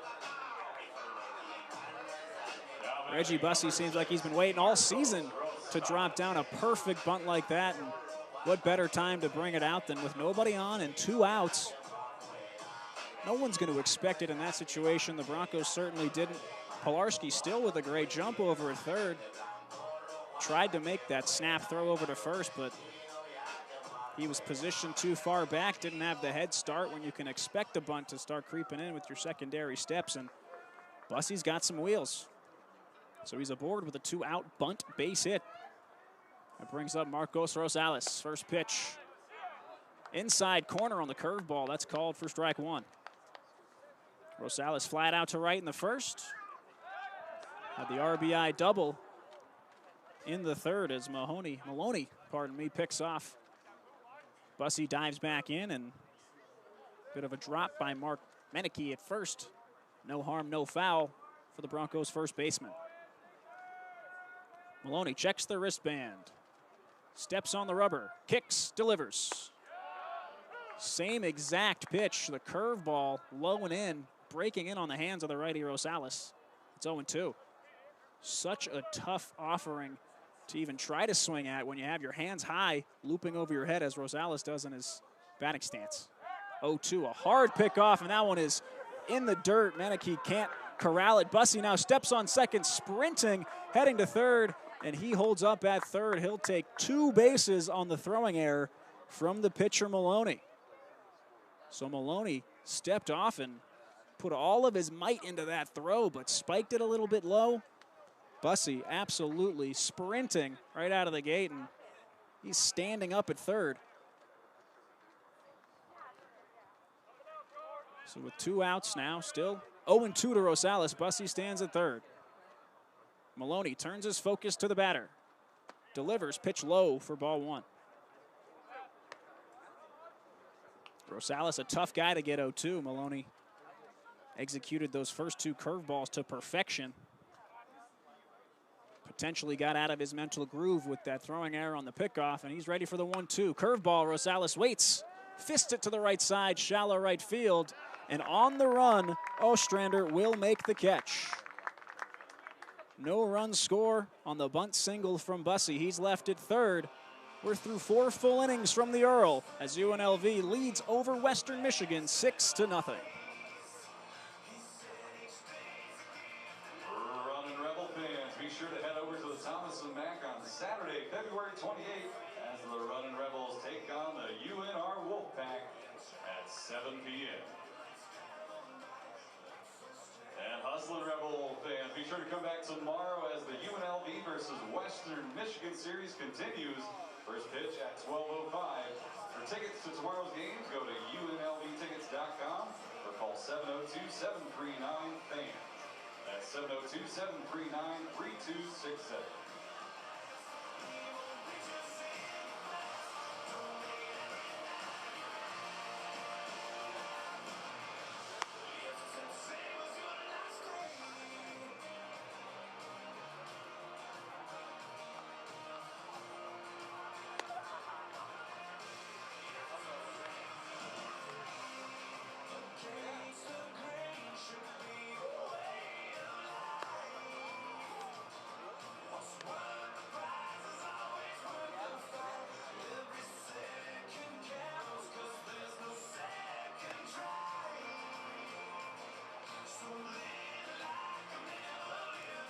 Fifth inning set to get underway here in Las Vegas on the campus of UNLV. Earl E. Wilson Stadium, the setting. As Western Michigan trails UNLV 6-0 in game 1 of a 2-game midweek non-conference set. Reese Lewick comes back out for his 5th inning of work. He has been hyper efficient. He's faced 17 batters in 4 frames. He's thrown 56 pitches, 42 of them for strikes. So continuing his mantra of pitching to contact, trusting his defense behind him, and locating his pitches when he needs to. He'll start things off with the 9-1-2. Starting off with Diego Pena, the catcher. One of Lewick's 5 strikeouts thus far. First pitch, slider. Beautiful pitch that finds the inside corner. Pena had no shot to swing at it, and it's called for strike 1.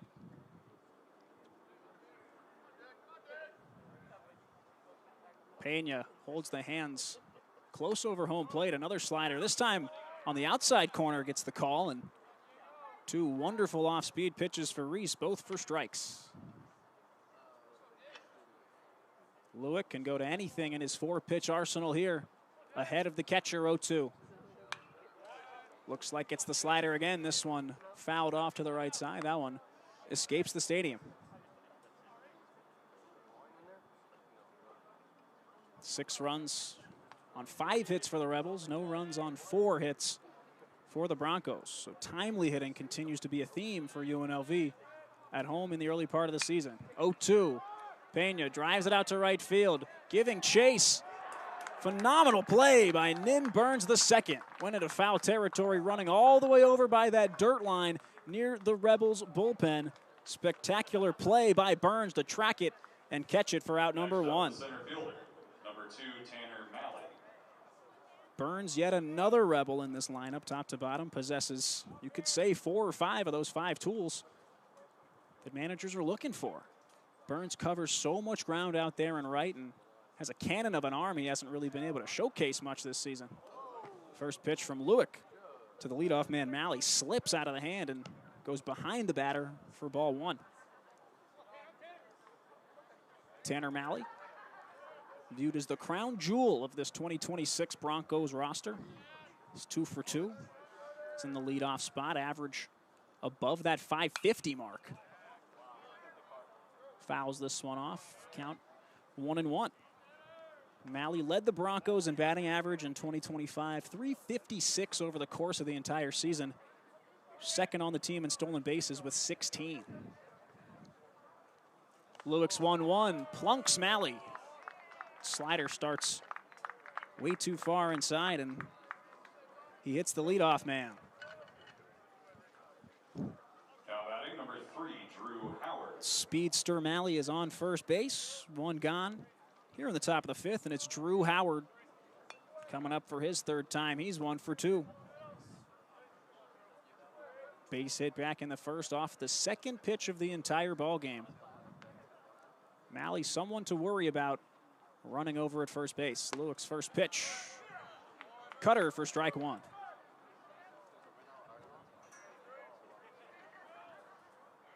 Western Michigan, a school with some unique athletic success, we'll put it that way. Last season, the 2025 Division I national champions in men's hockey. Phenomenal. And this one is absolutely scalded. Drew Howard on a line. It is off the base of the wall. Malley will be held at 3rd. Howard standing up at 2nd with a 1-out double. That one absolutely spanked to the left field wall. Hit almost too hard, doesn't allow Malley to fully come around and score, but a big-time double for the second baseman of Western Michigan. Howard picking up where he left off. Had an incredible offensive weekend, including a 5-for-5 performance at Omaha on Friday in their 8-7 loss. He's 2 for 3 tonight with that double. Now with just 1 out and 2 in scoring position, that brings up Michael Maloney, the shortstop. Lewick's first pitch, called, strike 1. Fastball gets the lower inside corner of the right-handed batter Maloney, who squats a little bit in that stance, kind of shrinks your zone a little bit by default. Lewick looks the runner at 2nd, delivers. Slider's fouled off behind the backstop, and quickly Lewick's ahead 0-2. And saw this in the 4th inning. Saw it again in the 1st when there was 2 runners on. Lewick not worrying about the base runners, focusing on the batter head on and executing his pitches. 1 out with that runner on 3rd. Lots of balls in play will score the speedy Tanner Malley from 3rd, but Lewick looks towards the batter, 0-2. Outside, goes back to that slider. Maloney watches it. First ball to the shortstop of Western Michigan.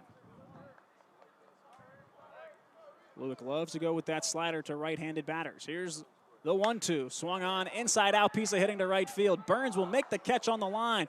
Throw to home is on a streak. Runner will score. And the other runner, Howard, tags and makes it to 3rd. It's a good throw from Burns, just a little bit offline, and Malley's scoring on just about everything hitting to the outfield in a sac fly situation. So Maloney gets the Broncos on the board with that hard hit. Fly ball out to right field. 6-1, but a big out for Reese Lewick. Still has 5 runs of run support here as he faces Jacob Rowold, the left fielder.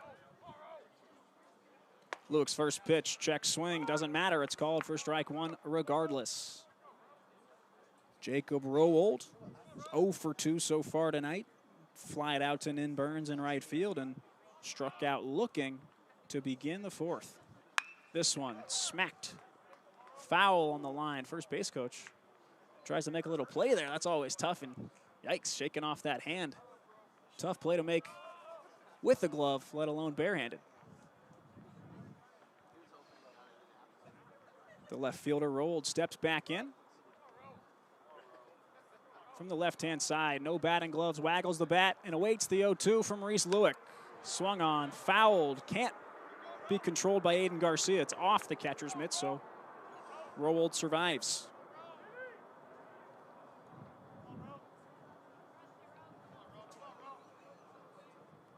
Rowold, another Bronco in this order, just one hit so far this season. Possesses some serious power. Is a power threat. That's why he's in the cleanup spot, especially against a right-handed pitcher. He awaits the 0-2, swung on, tapped. Foul behind home plate. So we'll do it again as Jeffrey Macias, home plate umpire, gets a new set of balls from the UNLV dugout.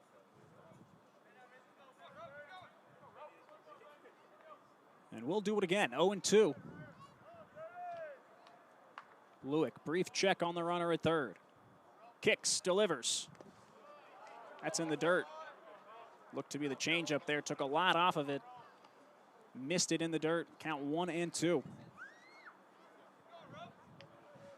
Western Michigan plated their first run on the sac fly from Maloney. Just an at-bat ago. Lewick, ready. Kicks, delivers the 1-2. Soft roll to the first base side. It will stay foul as Rodriguez picks it up to the right side of that orange safety base, neighboring the first base bag. A long, drawn-out at-bat from Jacob Rowold. Hasn't been too many of those. Potentially a coaching point from Barely Gernon and staff as we've gotten further into this one. Work some more counts, foul some more pitches off. Lewick has been hyper efficient thus far. Looking to finish off his fifth frame. Here's the 1-2 from Lewick. Swung on, smoked. Once again foul, and once again near the UNLV bullpen on the first base side.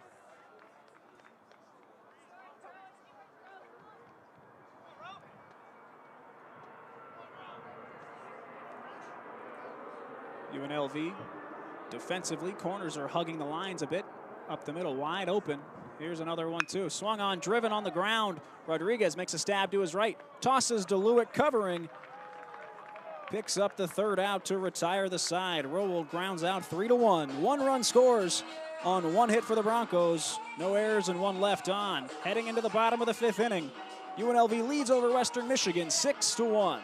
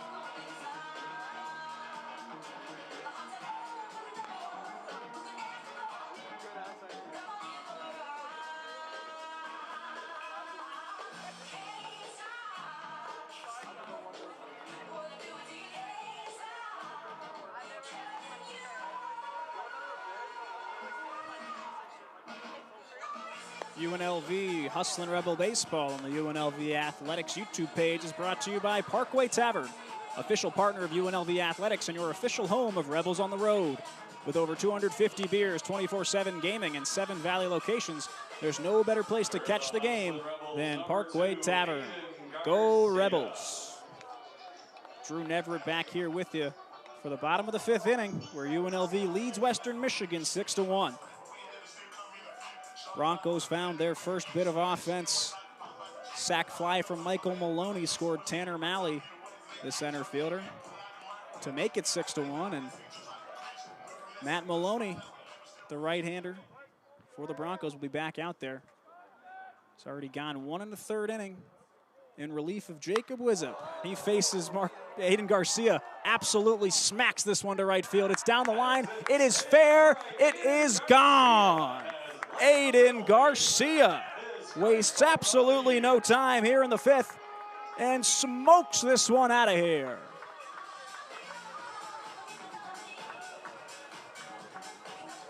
Puts the Rebels on top 7-1. Maloney's first pitch, he goes off speed, but leaves it right down Broadway, and Aiden Garcia swiftly swings those hands through the zone. He's got some extremely good hands at the plate. Smokes it right above the 335 sign in right field next to the foul pole. 1 pitch, 1 hit, 1 homer, and a run for the Rebels makes it 7-1 early in the bottom of the 5th as we see a mound visit from the Broncos. Obviously not how you want to execute there. And it looks like it will be a signal to the bullpen. Very late signal, but we're going to get a mound visit. They left Maloney out there 1 pitch, and they've seen enough. So we'll see a new pitcher. We'll give you the specifics and details when we come back. Rebels now atop the Broncos, 7-1 here from the Earl.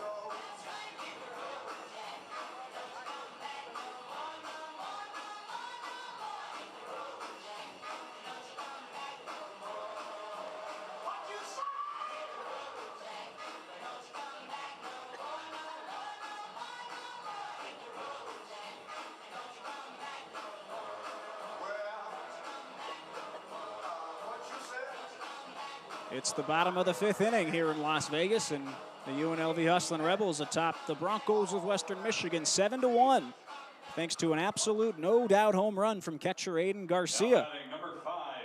It prompts Matt Maloney to be lifted out of this game. Throws 1 1/3 inning, 3 hits, 2 runs, both of them earned, and a walk on 30 pitches, 18 of those for strikes. And he gives way to Ty Tomlinson, the sophomore out of Portage, Michigan. Big right-hander, listed 6'2", 190. Awaits Drew Berrigan, who smacks one up the middle, almost catches Tomlinson on the leg, but he darts out of the way, and the first pitch from Tomlinson is greeted by Drew Berrigan with a single up the middle. So 2 pitches in this inning, a homer and a hard hit single back up the gut for Drew Berrigan. Brings up Nin Burns the second, the right fielder. Ty Tomlinson, the transfer from George Mason. He's thrown 2 appearances so far this year. 1 inning each in losses versus Pittsburgh and versus Omaha. First pitch to Burns, misses for ball 1. 2 earned runs total, 3 walks and 2 Ks. And 12 batters faced across those 2 innings for Tomlinson.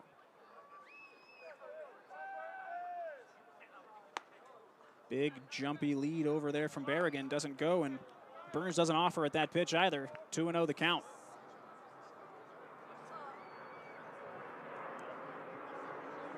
Ty Tomlinson listed as a corner infielder on the website of Western Michigan.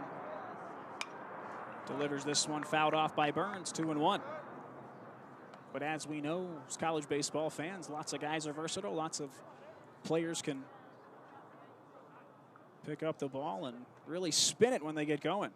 Tomlinson, clearly a pitcher first, though, this season, evidenced by his 2 outings thus far. This pitch high and in, missing on Burns. He's ahead 3-1.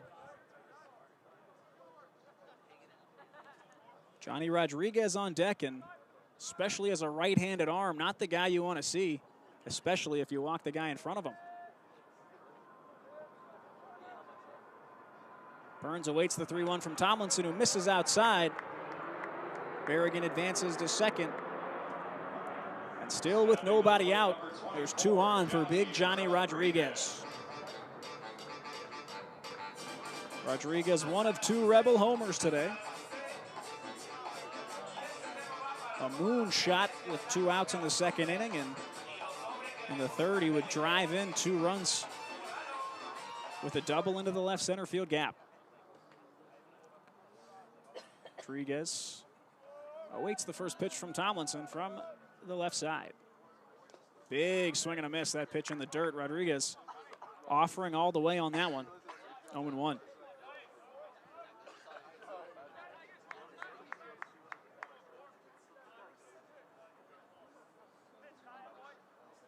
Tomlinson checking his glove side wristband again for the call from his catcher.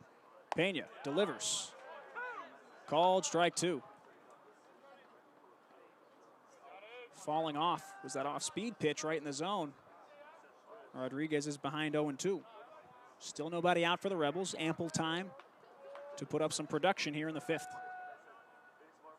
0-2 from Tomlinson. Missing low. Berrigan takes a hefty secondary lead. Almost halfway down the line to third. Retreats back to the bag, and Rodriguez steps back into the box. Tomlinson looks down, deep breath, checks back on the runner at second. Does it twice, kicks, delivers. Rodriguez, pop fly, extremely high into the air.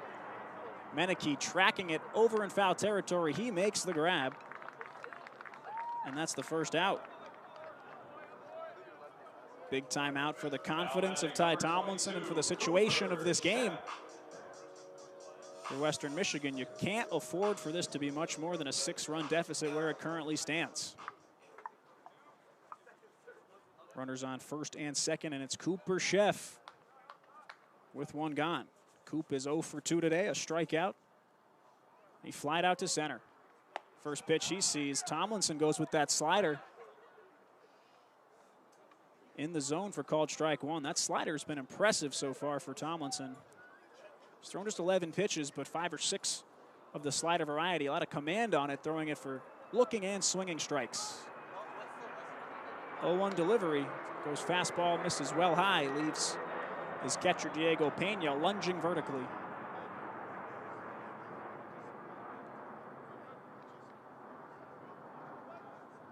One the count to the Rebel shortstop.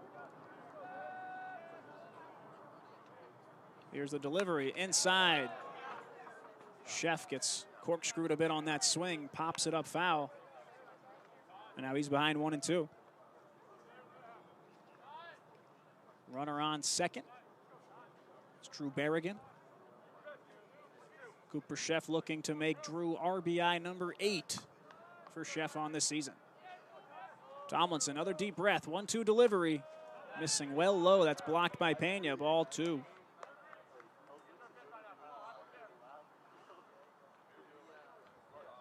Just the 1 out from the Johnny Rodriguez pop-up in foul territory. See what the leash looks like on Ty Tomlinson. He's only gone 2 innings, 2 separate appearances so far, so see if he's able to get out of this jam. That pitch right on the outside part of the plate, and Cooper knew it. Called strike 3.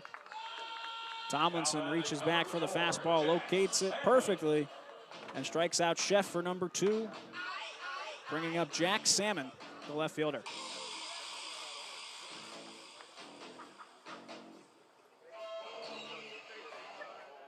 Tomlinson, elite pitch sequencing thus far. 4 batters he's faced. This one smacked to the left side. Salmon hits it hard into left field. Runner runs into the third baseman, and he keeps running. He thought that there was going to be the interference. He's tagged out at the plate, but I would almost certainly think that a challenge would be coming up after this. Standing right in between second base and third base was Mason Pilarski. And I think Drew Berrigan assumed he was going to be given home plate. He kind of trotted from second to third, and we won't see a challenge. The drag is coming out here. So that'll do it for the fifth inning. Score at 7-5-2. The put out of Drew Berrigan at the plate. We're through 5 full. UNLV on top of Western Michigan, 7-1.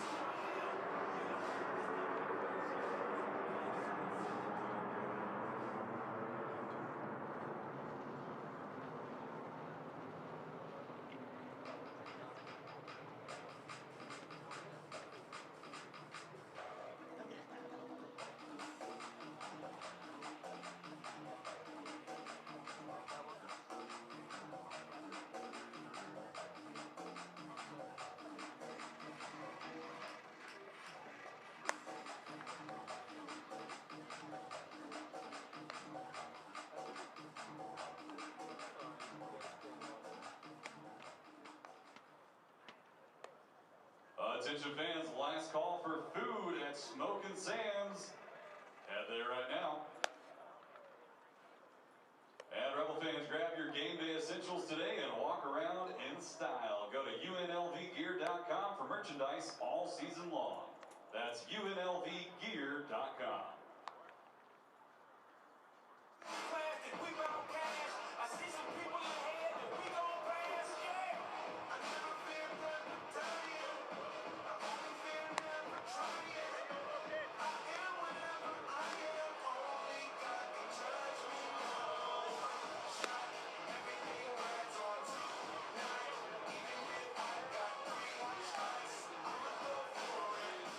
Back with you from beautiful Las Vegas, Nevada for the 6th inning between Western Michigan and UNLV. Rebels on top 7-1 as Reese Lewick, the starting pitcher, the senior, comes back out for his 6th inning of work. Reese has been spectacular thus far. 5 hits, but just the 1 earned run. 5 Ks as well. First pitch is delivered to Josh Polubinski. Smacks a single through the left side on the first pitch he sees. So that's kind of been the formula for success for Western Michigan. The small bouts of success they have had at the plate is look for Lewick to throw that changeup or that slider on pitch number 1 and try to give it a ride. 3rd time they've done so in this ball game. Brings up Connor Ostrander, the right fielder. He's 1 for 2. Singled his last ups in the 4th. Lewick the kick. The pitch, that one swung on and popped way into center field. Sanchez comes over, Salmon waves him off, and Jack Salmon makes the grab in left center field. So again, a first pitch offering from Ostrander. This time gets way underneath it, pops it up.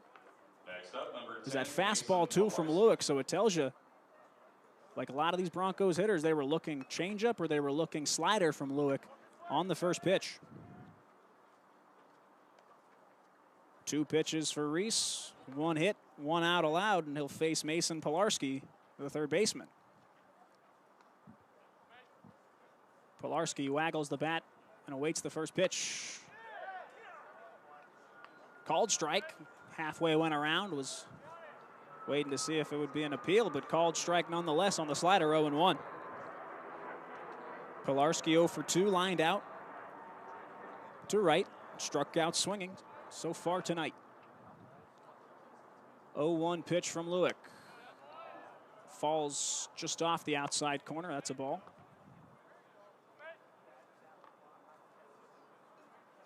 Always like to give all sorts of updates about Las Vegas sports, UNLV sports that aren't baseball. And big congratulations to UNLV football head coach Dan Mullen today. He received his Steve Spurrier First Year Coach of the Year award. This one toppled by Pilarski to the mound. Throw is low, and it gets by Rodriguez. That's going to be a throwing error from Reese Lewick. Pilarski going to be, or Holubinski, pardon me, held, and now he's going as there's a commotion. And the runner advances to third. It's out of play. They lost the baseball. So score it A throwing error from Reese Lewick. And all of a sudden, Mason Pilarski's at third base. So Polubinski comes all the way around to score, and that'll be an extremely costly throwing error by the pitcher. Batter, number 20, Mark Minicky.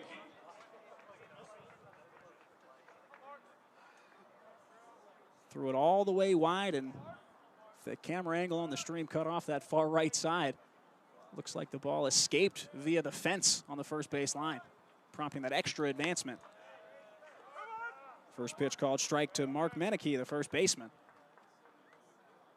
So just one of those odd pieces of hitting causes Reese Lewick to have to run right off the mound to his right, set and throw, really dug the feet into the ground, a full upper body throw. Just a hard play to make, but buried it. Rodriguez couldn't keep it. Results in 3 base advancements for both Polubinski and Pilarski, who was the batter at the time. 1-1 now the count to Menicky. Swung on, chopped foul down the line. And Lewick's ahead 1-2, so regardless of who makes the error in a situation like that, obviously a little tougher mentally when it's the pitcher for you, but you really got to dig in now, and still with 5 runs of run support. Yeah, there's a runner on third, but it's focusing on the batter with just 1 guy. 1-2 to Lewick, from Lewick, fouled off by Menicky. Behind us here in the press box. Count remains 1-2. Prior to that wild play was congratulating Dan Mullen, his first season as the head football coach of UNLV, received the award from head ball coach Steve Spurrier, one of the all-time legends. So fouled off by Menicky. Steve Spurrier has his organization. They vote and determine these big-time awards in college football. This one given to Coach Mullen, best first-year coach in the country. Led the UNLV football team to a 10-4 record, 6-2 in the Mountain West. Great season. And another good one to look forward to next year. This one, flied high into right field. Burns coming in. Burns runs, makes the grab, throws, and they will not test Burns. A perfect throw. Would have almost certainly hosed the runner at third. So a big time out from Reese Lewick to get Mark Menicky to fly out to Burns. Pilarski stays put at third, and with 2 gone, it brings up the catcher, Diego Pena. Pena 0 for 2.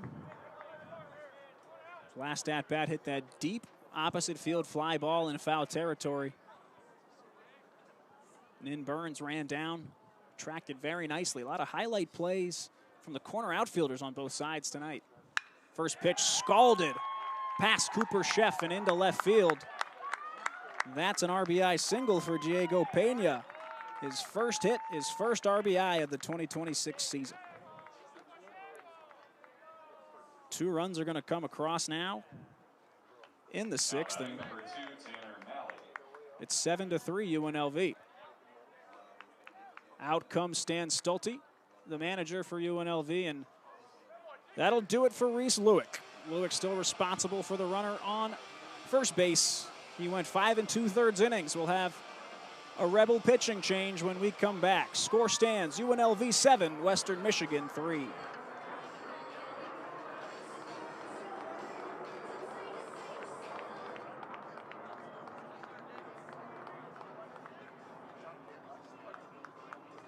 Ladies and gentlemen, your attention please. It's time for a Valvoline pitching change. When it's time for a change, trust the performance professionals at Valvoline. Now pitching for UNLV, number 32, LJ Manning.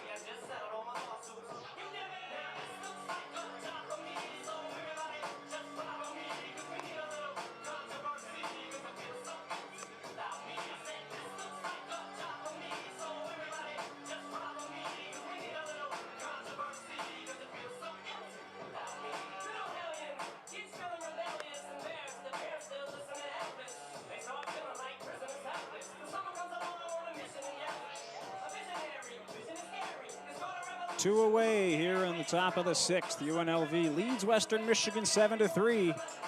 And Reese Lueck has been lifted out of this one. It'll be LJ Manning replacing him in tonight's Valvoline Instant Oil change. Lueck threw 5 2/3 innings, 89 pitches. A great start from Reese, still in line for the win if it holds, but he's lifted for LJ Manning, the junior left-hander out of Balsam Lake, Wisconsin. LJ, one of the few big-time lefties out of this bullpen for the Rebels. Looking to strand that runner on first with 2 outs. He'll do so against Tanner Malley. First pitch called strike 1 to the Broncos center fielder. Real 5-tool guy is Malley. Mentioned 2025 All-MAC first defensive team. Excellent center fielder. This one fisted the other way, falls into shallow right field, and the perfect on-base percentage for Malley will continue. 3 for 3 in 4 plate appearances. 2 singles, a double, hit by pitch and a run. Great ledger for Malley. So the threat not averted just yet. As we get to Drew Howard, the Broncos second baseman. He's up with 2 on and 2 out, and he's no slouch either. 2 for 3 today, extra base hit in the 5th. Manning looking to strand that runner on second. First pitch, missing low and in at 91. Saw LJ here Saturday night. Was a part of history as the Rebels struck out 22 Bradley Braves en route to the most Ks in program history in a single game. This one rolled over to the left side. That's Berrigan. Scoops, throws. Rodriguez stretches. Makes the grab to retire the side. Chipping away is Western Michigan. They plate 2. 2 hits, 1 error, and 2 left on. Halfway through the 6th inning, UNLV up top on Western Michigan, 7-3.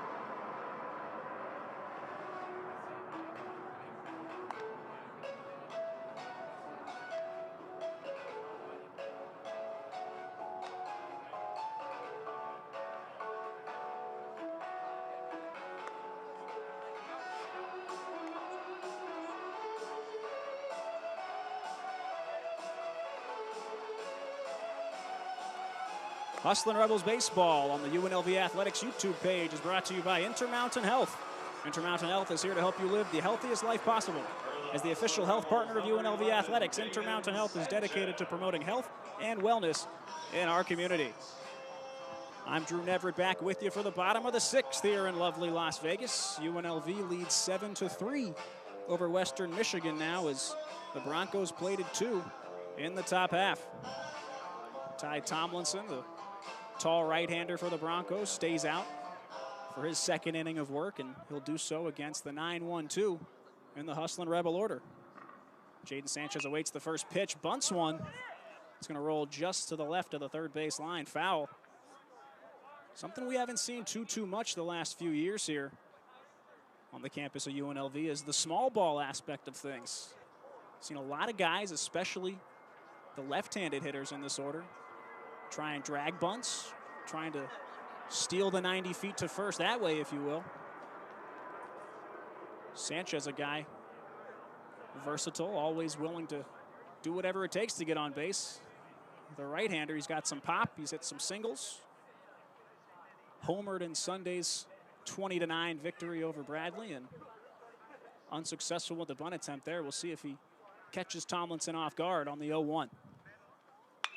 That one driven out to right center field.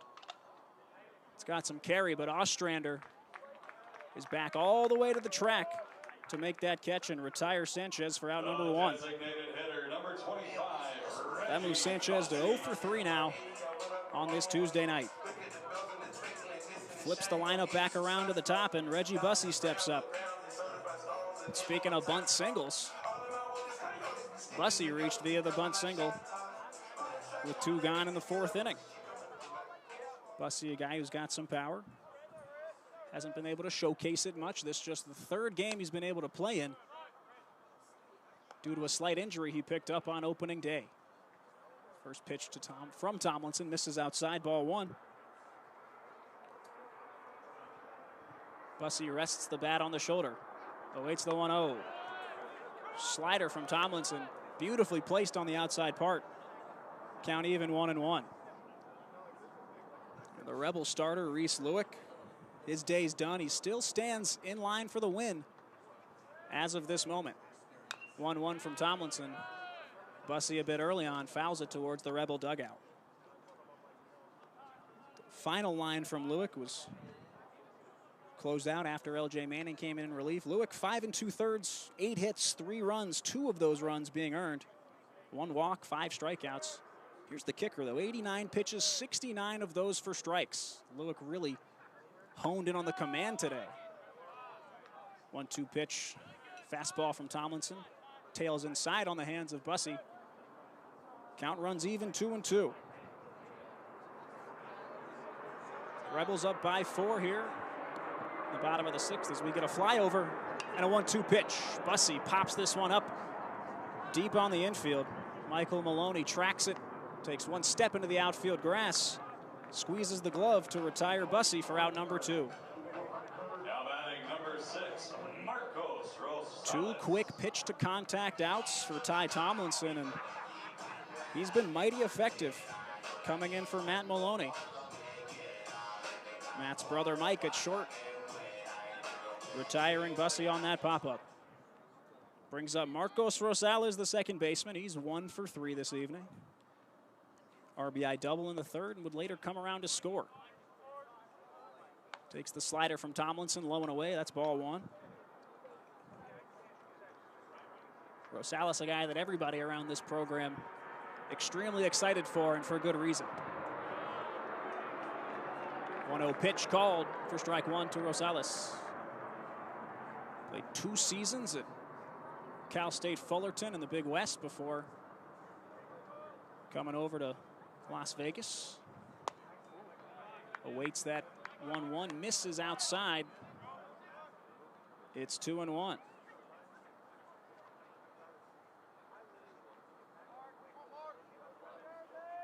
Tomlinson, deep breath. 2-1 on the way, misses low. 3-1 to Rosales, who is just elite in terms of the plate discipline department. 33 walks and 76 career games across his time at Cal State Fullerton and here at UNLV. Here's the 2-2. Pardon me, the 3-1. Rosales on top of it. Fouls it off shortly to the third base side, and the count runs full. Rosales, 171 at-bats a season ago, 6 homers, 28 RBI, and a .376 on-base percentage. The gaudy number that sticks out for Marcos. Here's the 3-2 to Rosales. Gets the call on the outside corner, does Tomlinson. Rosales already began running down to first, thought he got the call, but that's a backwards K, and Ty Tomlinson sets down the Rebels 1-2-3 in the bottom of the 6th. Through 6 full in Las Vegas, UNLV leads Western Michigan 7-3.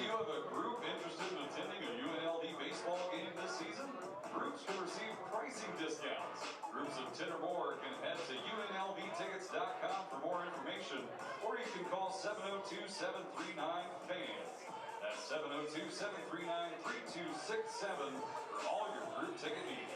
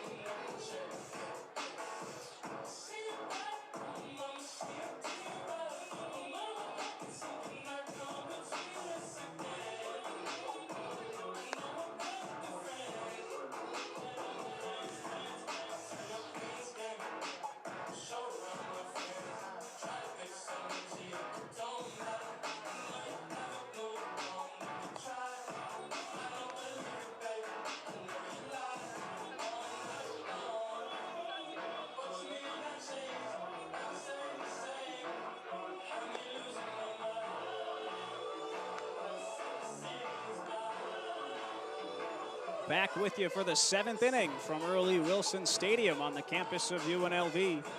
Rebels lead the Broncos 7-3. LJ Manning back out for his 2nd inning of relief work. Mop-up duty for Reese Lewick, who went 5 2/3 and currently sits in line for his first W of the season. LJ Manning, the lefty, will face the 3, 4, and 5 of Western Michigan's order to kick things off in the top of the 7th. Manning goes full windup first pitch. Fastball misses high. Manning, mentioned he pitched this past weekend on Saturday night, an inning and a third. Just 1 hit, but 3 earned runs. A walk and 4 strikeouts. All 4 of those outs recorded via the K. It was a pretty special Saturday night, UNLV. Took down Bradley 13-5 on the backs of 22 pitching strikeouts. This one delivered into shallow center. Running into Sanchez. Calling him off is Nin Burns in right field. A tricky, tough play with 3 Rebels conjoining on that low liner, but Nin Burns ends up making the play. So quick out number 1 for LJ Manning and the Rebels. That brings up Jacob Rowold. He's 0 for 3, batting in the cleanup spot for Western Michigan. In that Saturday contest, Parker Dilloff earned his first win as a Rebel. The starting pitcher was pretty spectacular. LJ tumbles an off-speed pitch for called strike 1. Dilloff went 5 frames through 95 pitches, struck out 10 Braves en route to the W. Off speed from LJ, misses outside, 1-1.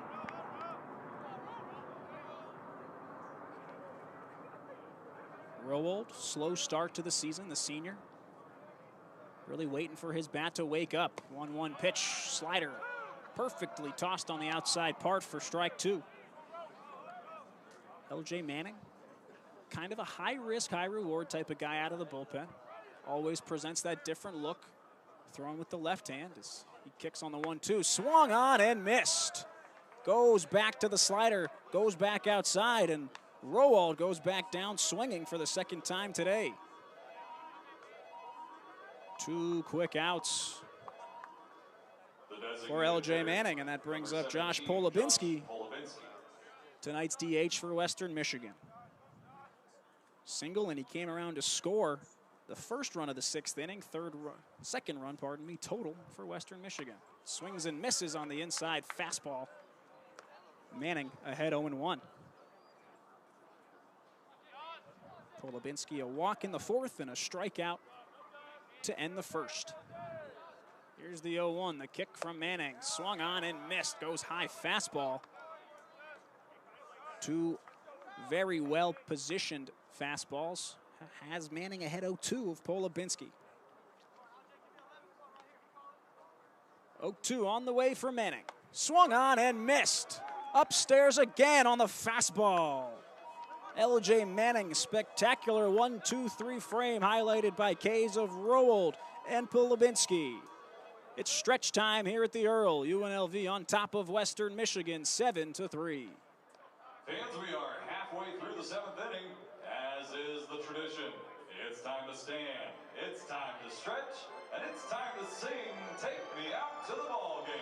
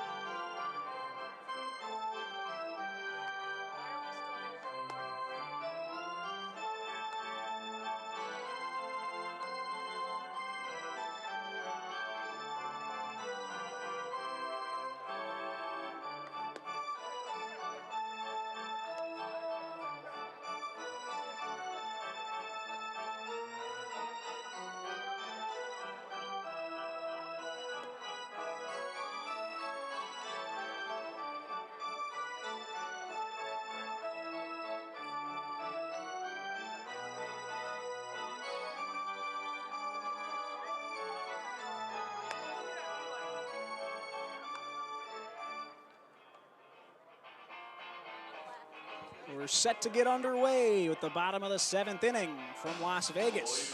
UNLV maintains a 4-run lead over the Broncos of Western Michigan. Ty Tomlinson stays out for his 3rd inning of relief work. Through 2 innings, he's thrown 29 pitches, and he's been mighty effective. 2 hits and no runs. He'll face the Rebels middle of the order, 3, 4, and 5, kicked off by Aiden Garcia, the catcher. Garcia, a couple of long flies his last 2 at-bats, and the 3rd at a sac fly. Scored Reggie Bussey, and a no-doubt home run down the right field line to lead off the 5th.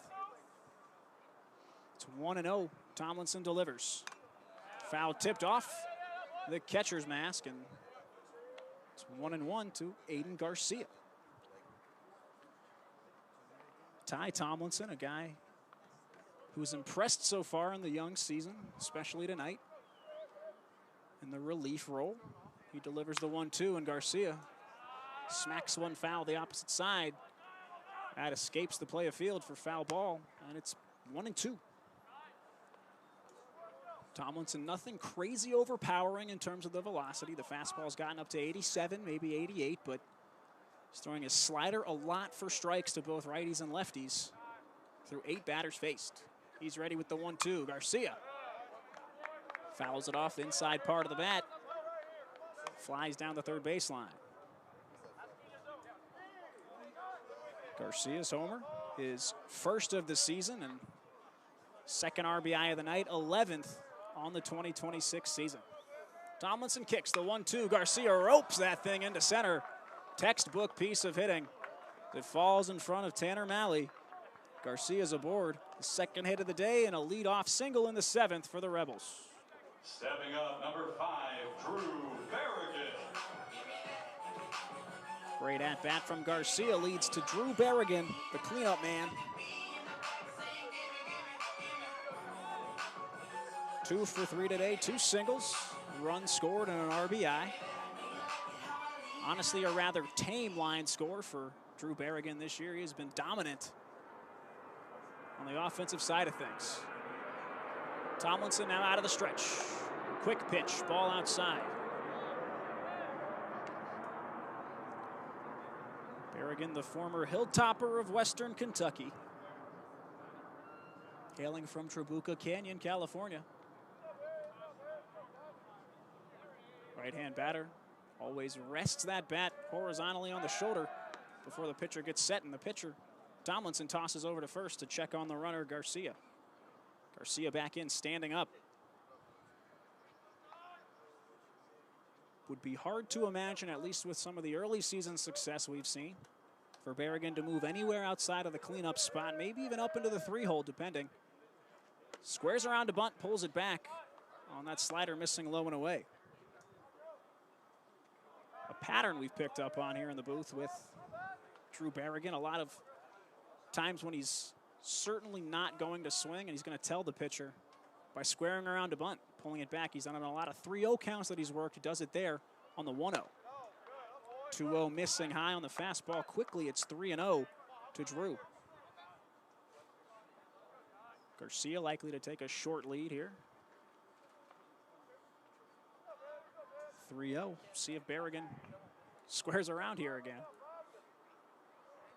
3-0 on the way from Tomlinson. Berrigan squares, pulls away, not even close. Outside, that's ball 4.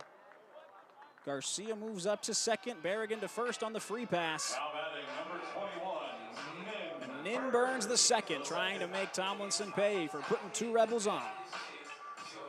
Burns 0 for 1.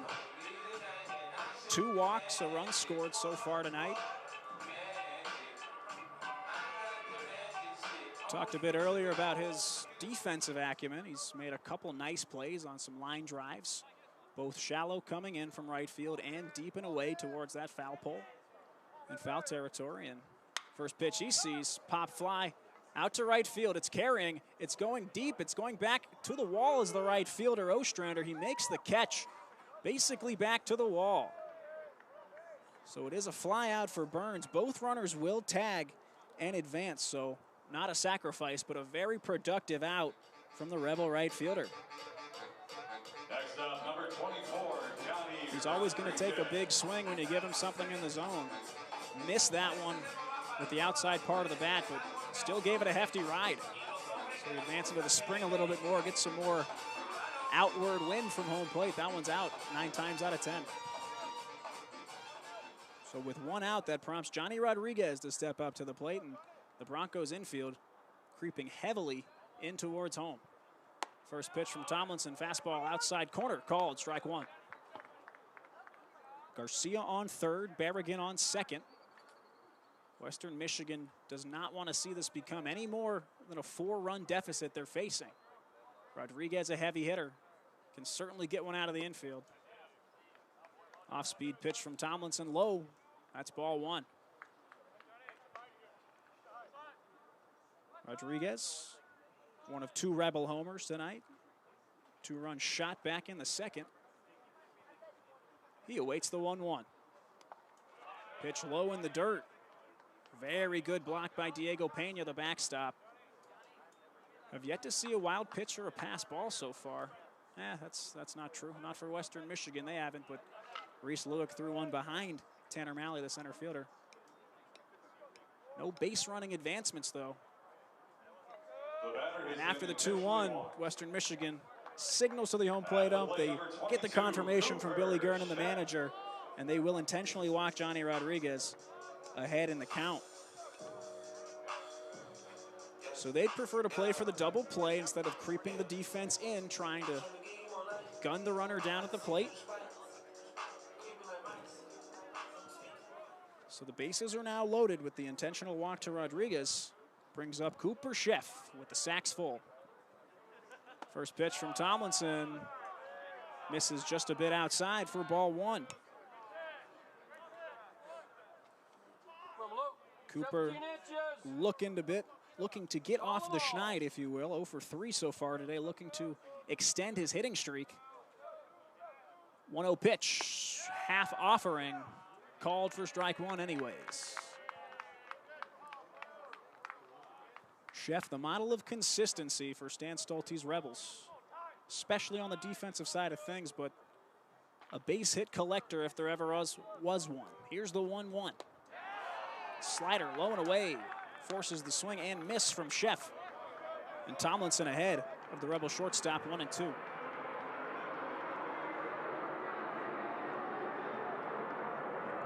Bottom of the 7th, bases loaded, 1 out. Big opportunity for some hustling Rebel insurance. 1-2 pitch, Sheff, pop fly out to left. That's Rowold camping under it. Garcia will tag. Garcia runs, and he'll score easily. No relay, scored a sac fly for Cooper Sheff, and he drives in run number 8 for UNLV tonight. No other advancements. Berrigan stays at second, Rodriguez stays at first. And there's 2 gone for the left fielder, Jack Salmon. Salmon a walk, a line out, and reached on the fielder's choice. The wonky play in which Berrigan was thrown out at home. He thought that he had some sort of interference, but this one smacked into right field. Gets down, runner heading home. That's Berrigan. The throw trickles in, not cut off and not in time. Berrigan scores on Salmon's single. And the Rebels lead at 9-3 here in inning number 7. Salmon wasting absolutely no time.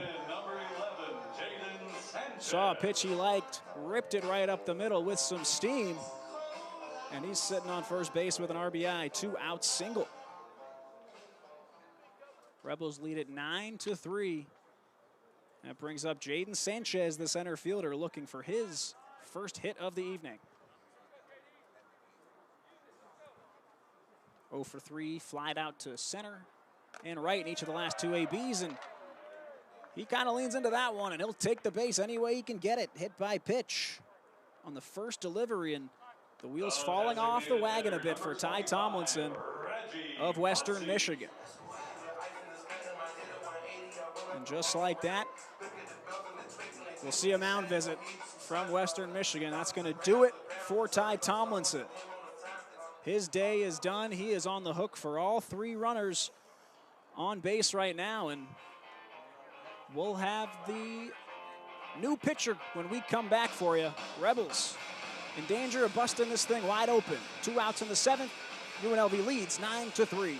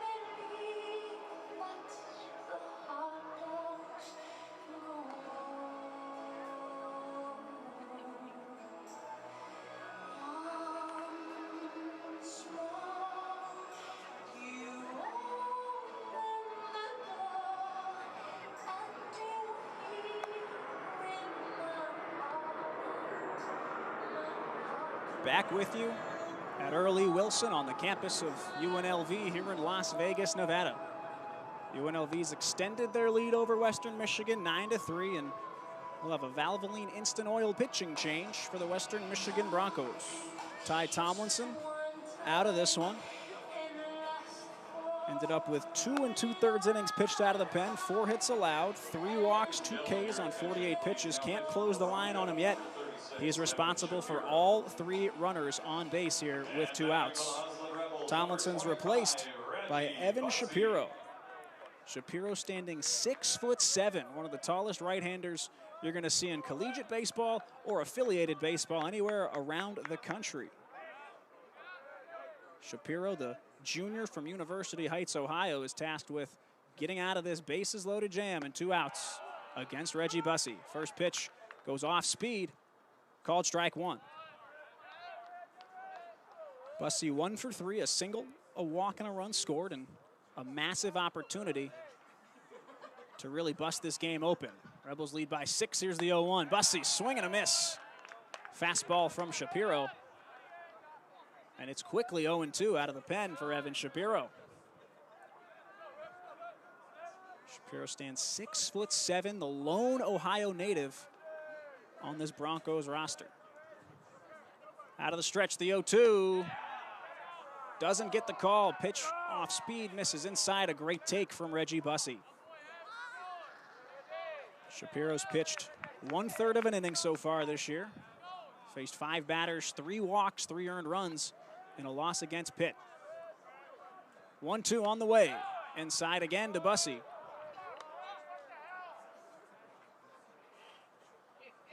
Count even, 2-2 to Bussey. He represents what would be, at this point in the ball game, the winning Mercy Rule run.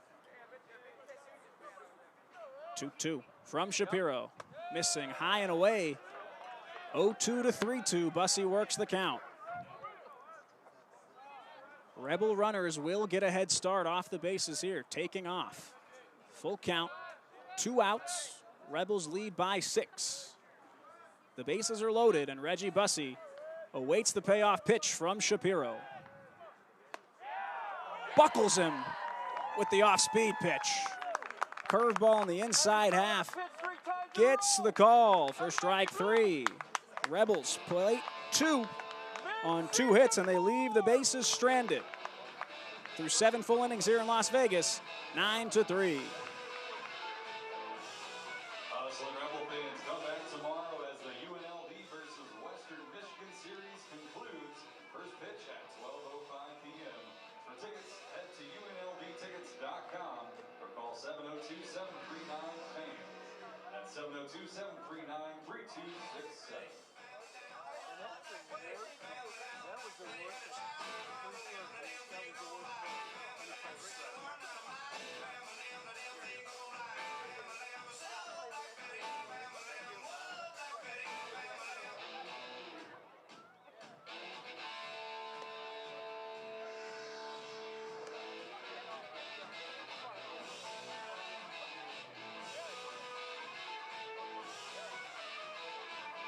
UNLV Hustlin' Rebel Baseball on the UNLV Athletics YouTube page is brought to you by Findlay Toyota. After the game or anytime, visit or click Findlay Auto. Findlay Toyota is the largest Toyota dealer in Nevada. Ask for John Barr. He'll do anything to sell you a car. Also brought to you by Heaven Hill Brands, proud sponsor of UNLV Athletics. Top of the 8th coming up. The Hustlin' Rebels lead the Broncos 9-3. After Evan Shapiro comes out of the bullpen, the big 6'7" righty strands the bases loaded via a clutch backwards K of Rebel DH Reggie Bussey. LJ Manning stays out to pitch for UNLV. He's faced 5 batters over an inning and a third thus far, and he'll start things off with the right fielder, Connor Ostrander of Western Michigan. Ostrander 1 for 3 with a single in the 4th being his lone hit. 6 runs of cushion for LJ the lefty. Out of the windup, his first pitch plunks Ostrander directly in the center of the back. So a hit by pitch in the bottom of the 7th for the Rebels, and we'll start things off in the 8th with one for the Broncos right fielder Ostrander. He gingerly walks over to first. Can't imagine 89 central of the back. Feels great. But a leadoff base runner for Mason Pilarski. He's the third baseman. He'll pinch hit. Or he'll step up as we're looking at a pinch hitter here in the on-deck circle. Lucas Rick, wearing number 50, is going to come in to pinch hit and potentially stay in at first. He's pinch hitting in the 8th spot, occupied by Mark Meneke, the first baseman. So the first pitch to Pilarski, squares to bunt, pulls back. Berrigan charges, but it's called strike 1.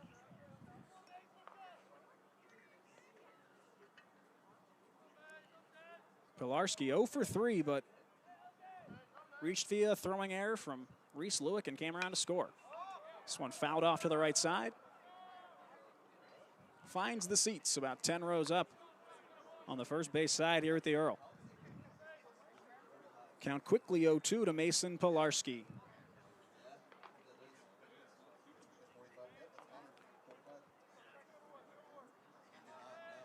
Manning takes a look at the runner Ostrander. Modest lead off first base, kicks, throws, got him looking, inside corner. Manning tees up the fastball and keeps Pilarski guessing, strikes him out. 2 Ks for Pilarski today, and now 3 Ks for LJ Manning. Beautifully done to pick up out number 1 here in the 8th. So as predicted, we have Lucas Rick pinch hitting. Big fella, standing 6'3", 270 pounds, from Rockford, Michigan. First pitch from Manning to Rick is low. That's ball number 1, and getting word too of a defensive replacement. Connor Talixon came into the game. It's a defensive replacement for Aiden Garcia. So we know Coach Stulte and the Rebels love the defense of Connor Talixon, looking to prioritize that with a 6th-run lead late. 1-0 delivery from Manning is buried, blocked by new catcher Talixon. 2-0 to the big righty.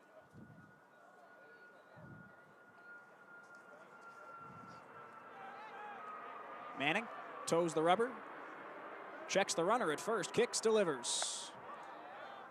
Inside, called strike 1 at 89. Fastball from Manning. Count runs 2-1 to Rick. Lucas Rick started 5 games this year. He's hitting .353, 4th on Western Michigan's roster.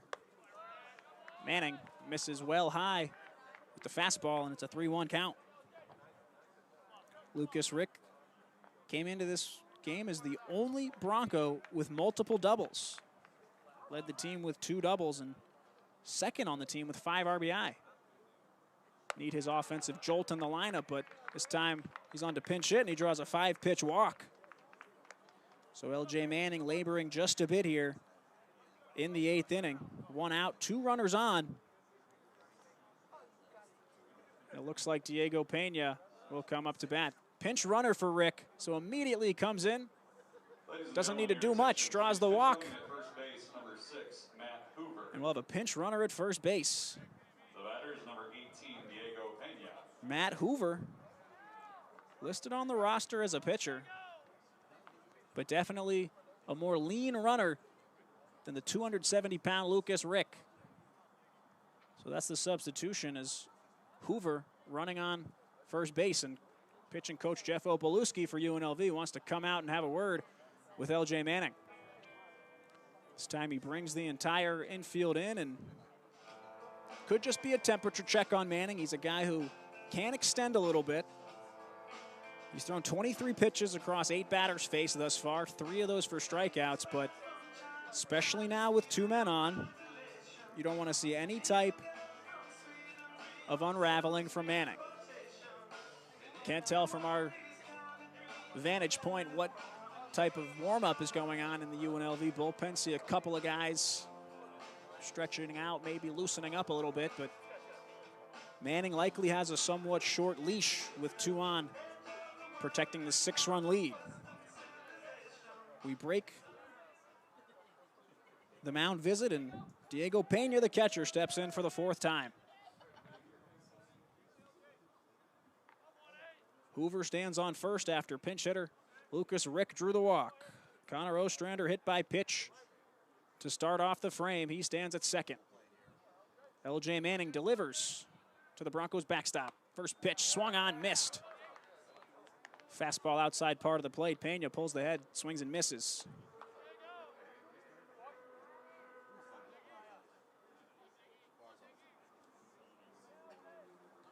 Manning out of the stretch, gets ready. Glove at the belt line. Kicks and the pitch inside. Lots of fastballs for LJ. That one missing for a ball. Makes it 1-1, but Manning really trying to dial in the command with the fastball and locate. Picking that low and away spot, that low and in spot. With 1 gone, a ground ball is a pitcher's best friend. Manning looks back to second, big lead. This one fouled off into the backstop. Yet another fastball, and it's 1-2 on Diego Pena. Matt Hoover, the pinch runner, is a senior out of Buchanan, Michigan. Listed as a right-handed pitcher, but a jack of all trades, being used as a pinch runner. 1-2 pitch, got him swinging. Goes off speed on him on the outside part of the plate. Pena swings and misses, and L.J. Manning's picked up his 4th strikeout of the afternoon out of the bullpen. 2 Ks, 2 outs here in the 8th. Talk about beautiful pitch sequencing. Those 4 fastballs, makes sure that Pena's sitting fastball goes way off speed, forces the swing and a miss. Now Tanner Malley steps up, and Tanner Malley is plunked for the 2nd time tonight. 2nd hit by pitch this inning for L.J. Manning. And the 2nd time Tanner Malley has reached via getting plunked.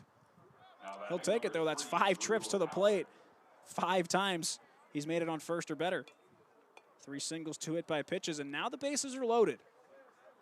Things get a little bit more dicey here for L.J. Manning as he faces the right-handed Drew Howard. Howard 2 for 4, a single and a double, but before Howard comes in, looking like a pitching change for the UNLV Hustlin' Rebels. It sure is. We'll have the details and the specifics for you when we come back. Top of the 8th, bases loaded, 2 outs. UNLV up 9-3 on Western Michigan.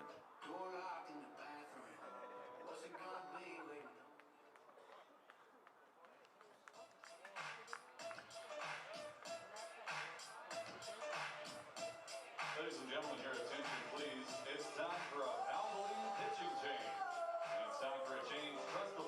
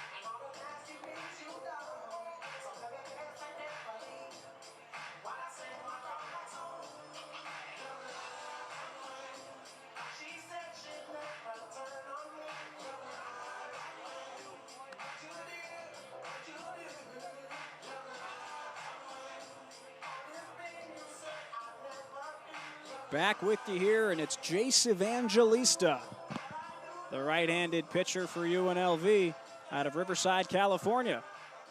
Standing at 6'2", the transfer from Washington takes center stage as the bases are loaded and there's 2 outs. He protects a 6-run lead coming in relief of LJ Manning, but the powerful Drew Howard steps in. First pitch from Evangelista, strike at the knees. Big first pitch from Evangelista. Evangelista, Friday night was the last time he pitched. Came out of the pen after Yates Bland threw 4. Smoked up the middle is Drew Howard. Gets through to center. There will be a throw to the plate, not in time. 2 runners score. Connor Ostrander and the pinch runner Matt Hoover are going to score. Malley finds his way to third, and Drew Howard plates 2 big ones for Western Michigan. It's now 9-5. So 2 runs score, both charged to LJ Manning. He's still responsible for that runner on third base. That's Tanner Malley. But more importantly, the tying run steps up to the plate in the form of Michael Maloney, the shortstop. He'd be the 8th run, tying run on deck in form of Jacob Rowland, but Evangelista wanting to limit the damage. First pitch to the Western Michigan shortstop, misses low for ball 1. 9-5 the score here. Evangelista looking to keep it that way. 2 outs, runners on the corners. Out of the stretches, Evangelista, the flick over to the first base side. Johnny Rodriguez keeps that thing in play with the backhand, stays with it, and picks up the out by himself at first base. Wonderful defensive play. 2-run score for Western Michigan on 1 hit. 2 left. It's 9-5 as we head to the bottom of the 8th inning, but it's looking like we're going to see a challenge before we can get to the inning break. Head coach Billy Gernon having a conversation. He's thinking about it. The ball was extremely close to the line, and that's what the potential miscommunication might be. First base Jason Harstick kind of right on the line there. Had the best angle of anybody. Tough one to call, though, as Rodriguez came in front of the first base bag. Knocked it backhand. And the Western Michigan defense is out, as are Rebel batters, so we're heading to the inning break. Halfway through 8, UNLV atop Western Michigan, 9-5.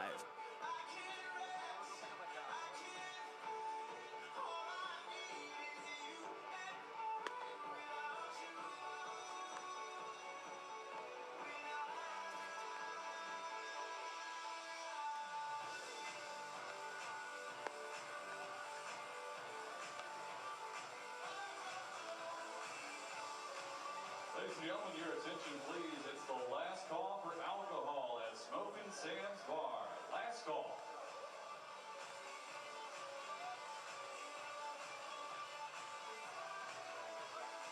Fans, scan the QR code on the video board to support the Hustlin' Rebels with a gift today. A donation to baseball directly strengthens the student-athlete experience. Your generosity fuels their drive to compete at the highest level while succeeding in the classroom. Join us in empowering the Hustlin' Rebels today.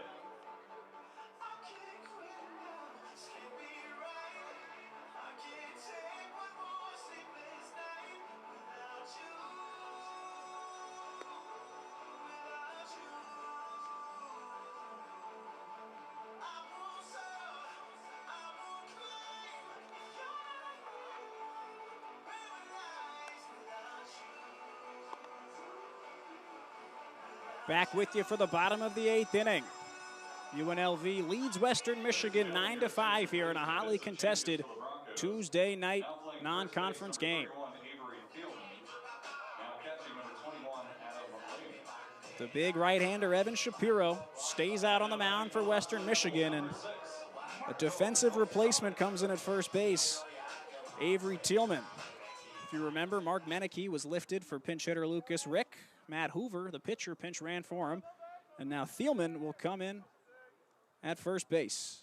First pitch on the way from Shapiro to Rosales, called strike 1. Avery Thielman at first, the Senior from Kalamazoo. Went to Kalamazoo Central, was born to be a Western Michigan Bronco. Rosales scalds this one over to the shortstop. Maloney barely moves at all to his right. Makes the grab for out number 1. Rosales certainly put a surge into that one. But Michael Maloney was in the right place to make a nice play for out number 1. Now in the 3-hole, it's Connor Tallickson. Came in last inning as a defensive replacement for Aiden Garcia. Tallickson will take his first cuts in this game. Takes the first pitch, a fastball in the outside corner. It's called strike 1. Tallickson last played on Saturday in the 13-5 win over Bradley. So he takes a fastball inside. Tallickson went 0 for 4, got hit by a pitch in the 8th inning. If you remember, that 8th inning on Saturday night was incredible. Took about 42 minutes in the bottom half of the 8th just for the Rebels. Takes the ball 2-1, and just looking back at the scoreboard, it's an incredibly messy one. 13 runners came to bat in that half. This pitch inside almost clips Tallickson. He turned in ready to wear it, but just narrowly misses that front shoulder. Count runs 3-1. Tallickson awaits. Wind up from Shapiro and the pitch. This time it does get him. Tails even more inside on the fastball. Tallickson wears it. He does his job, and he's aboard. Striding to the dish, number 5, Drew Berrigan. 1 out, a runner on first, and it's Drew Berrigan, the Rebel third baseman. Berrigan walked in the 7th, would come around to score on the Jack Salmon single. Rebels leading by 4. Any chance you get, especially at home, to pick up some insurance run, you're going to want to take advantage of. First pitch from Shapiro drifts high, 1-0. Berrigan, 2 singles in the at-bats prior to the 7th. He's got an RBI on the day as well. Very short lead from Tallickson. Berrigan ropes this one out to left on a line. Coming in is the left fielder, Rowold. He slides and makes the catch. Makes a difficult play look relatively easy. Tracked it from the very beginning. A couple of key inward steps towards home. Catches the ball on the slide. So 2 hard hit lineouts for the Rebels. Guess you're always going to have some hard contact off a hard throwing 6'7" pitcher. With 2 outs with Tallickson at first, brings up Nin Burns the second. His third at bat, his 5th plate appearance. First pitch off speed, catches the outside corner. Strike 1 to the Rebels right fielder. Burns came into this one hitting .321, hasn't improved the average yet, but on base percentage today's .500. 2 walks in 4 plate appearances. This one, a hearty cut from Burns. Swings through a fastball, and he's behind 0-2. So outside of a little bit of turmoil from Ty Tomlinson, both Tomlinson and Shapiro have been mighty effective out of the pen for Western Michigan. 0-2 on the way to Burns. That one goes up and in, and it clips him on the batting helmet. That's got to ring your bell. Walking it off to first like an absolute champ. Fastball drifts high and in, and that's the downside of a guy who stands as tall as he does on the mound. The control can wane, and you never know where that ball is going to go. He's now plunked 2 Rebels in the 8th, and thankfully for Nin Burns, that one wasn't any closer on the inside. Checked out by head athletic trainer Oscar Lopez Huerta. Oscar, one of the best in the business. Burns seemingly is fine and occupies first base. Connor Tallickson shifts over to second on the hit by pitch advancement, and it brings up Johnny Rodriguez. Rodriguez was intentionally walked in his last plate appearance. They had him 2-1, and with runners on second and third, decided to give him the free pass to set up a double play. He swings through the first pitch from Shapiro. Count is 0-1. Rodriguez 2 for 3. 3 runs batted in. 0-1 pitch. Rodriguez takes inside. Count even 1-1.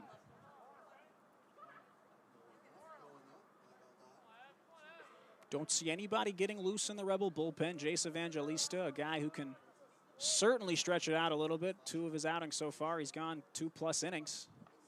This one smacked by Rodriguez, but fouled into the netting up the third base line. So Shapiro ahead of another Rebel batter. He's up 1-2 in the count. Short lead from Burns at first. Talixon not much further himself on second. Shapiro checks the runner at second. The 1-2 pitch softly up the middle, but it's right at the shortstop Maloney. So 3 lineouts are the 3 outs for the hustling Rebels. Shapiro gets out of a jam in which he plunks 2. No runs, no hits, no errors, and 2 left. We're through 8 full from Las Vegas. UNLV looks to shut the door, up 9-5 on Western Michigan. Rebel fans, be sure to head over to the Pavilion on March 4th when the Lady Rebels take on the Boise State Broncos at 6:30 p.m. Go to UNLVtickets.com to get your tickets today.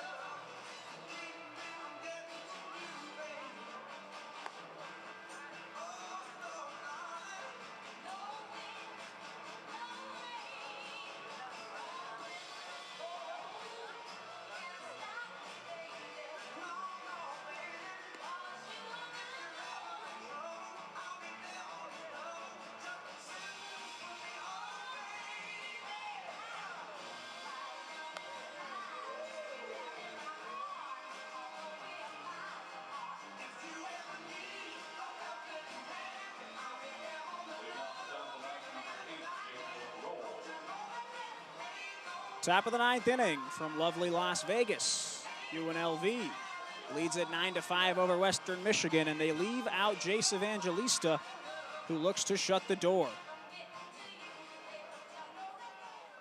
He'll start off the 9th frame. The 4, 5, and 6 batters. Jacob Rowold steps in first. He's 0 for 4. First pitch, Evangelista pumps a hard fastball in there, called strike 1. Evangelista, great arm to have out of the bullpen. Misses just wide there, 1-1. He's played some real high leverage baseball. Pitched both his freshman and sophomore year at Washington. The former Husky. Sets, delivers, swing and a miss. Rolled. Too late on that fastball, and Jace Evangelista up 1-2 on Jacob Rowland. Here's the pitch. Just a touch outside. 4 pitches, 4 fastballs for Jace Evangelista. Count sits at 2-2. Full windup, glove over the head. The delivery, swing and a miss. Foul tipped into the glove of catcher Connor Talixon. And Jace Evangelista strikes out Jacob Rowold, his 3rd K of the day. And Evangelista starts off the 9th with electric stuff. 1 gone, and Josh Polubinski, the designated hitter, comes in. 1 for 3. He's got 2 strikeouts as well. 0-1 pitch. Pardon me. First delivery fouled off above the backstop. If it were to hold right now, Reese Lewick be in line to pick up his first victory of the season. First victory of senior year. Would feel great. This pitch, 0-1, called for strike 2.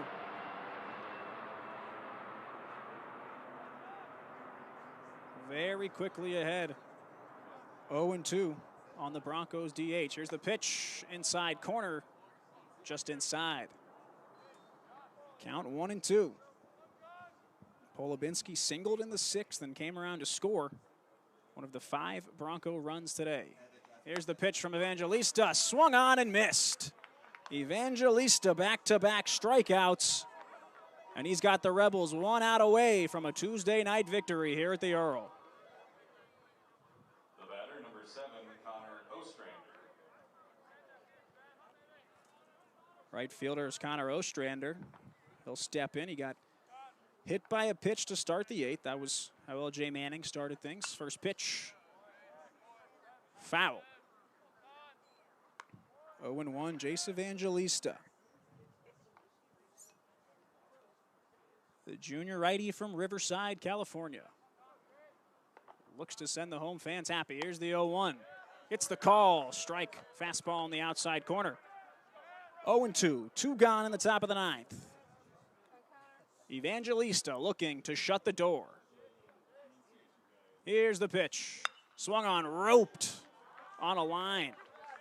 It's into right field, and that's a 2-out, 2-strike single for Connor Ostrander, his 2nd base hit of the day. He was all over that fastball, and that's what he got. Bit of late life for Western Michigan. Mason Pilarski, the 3rd baseman, will step up seeking his first hit of the night.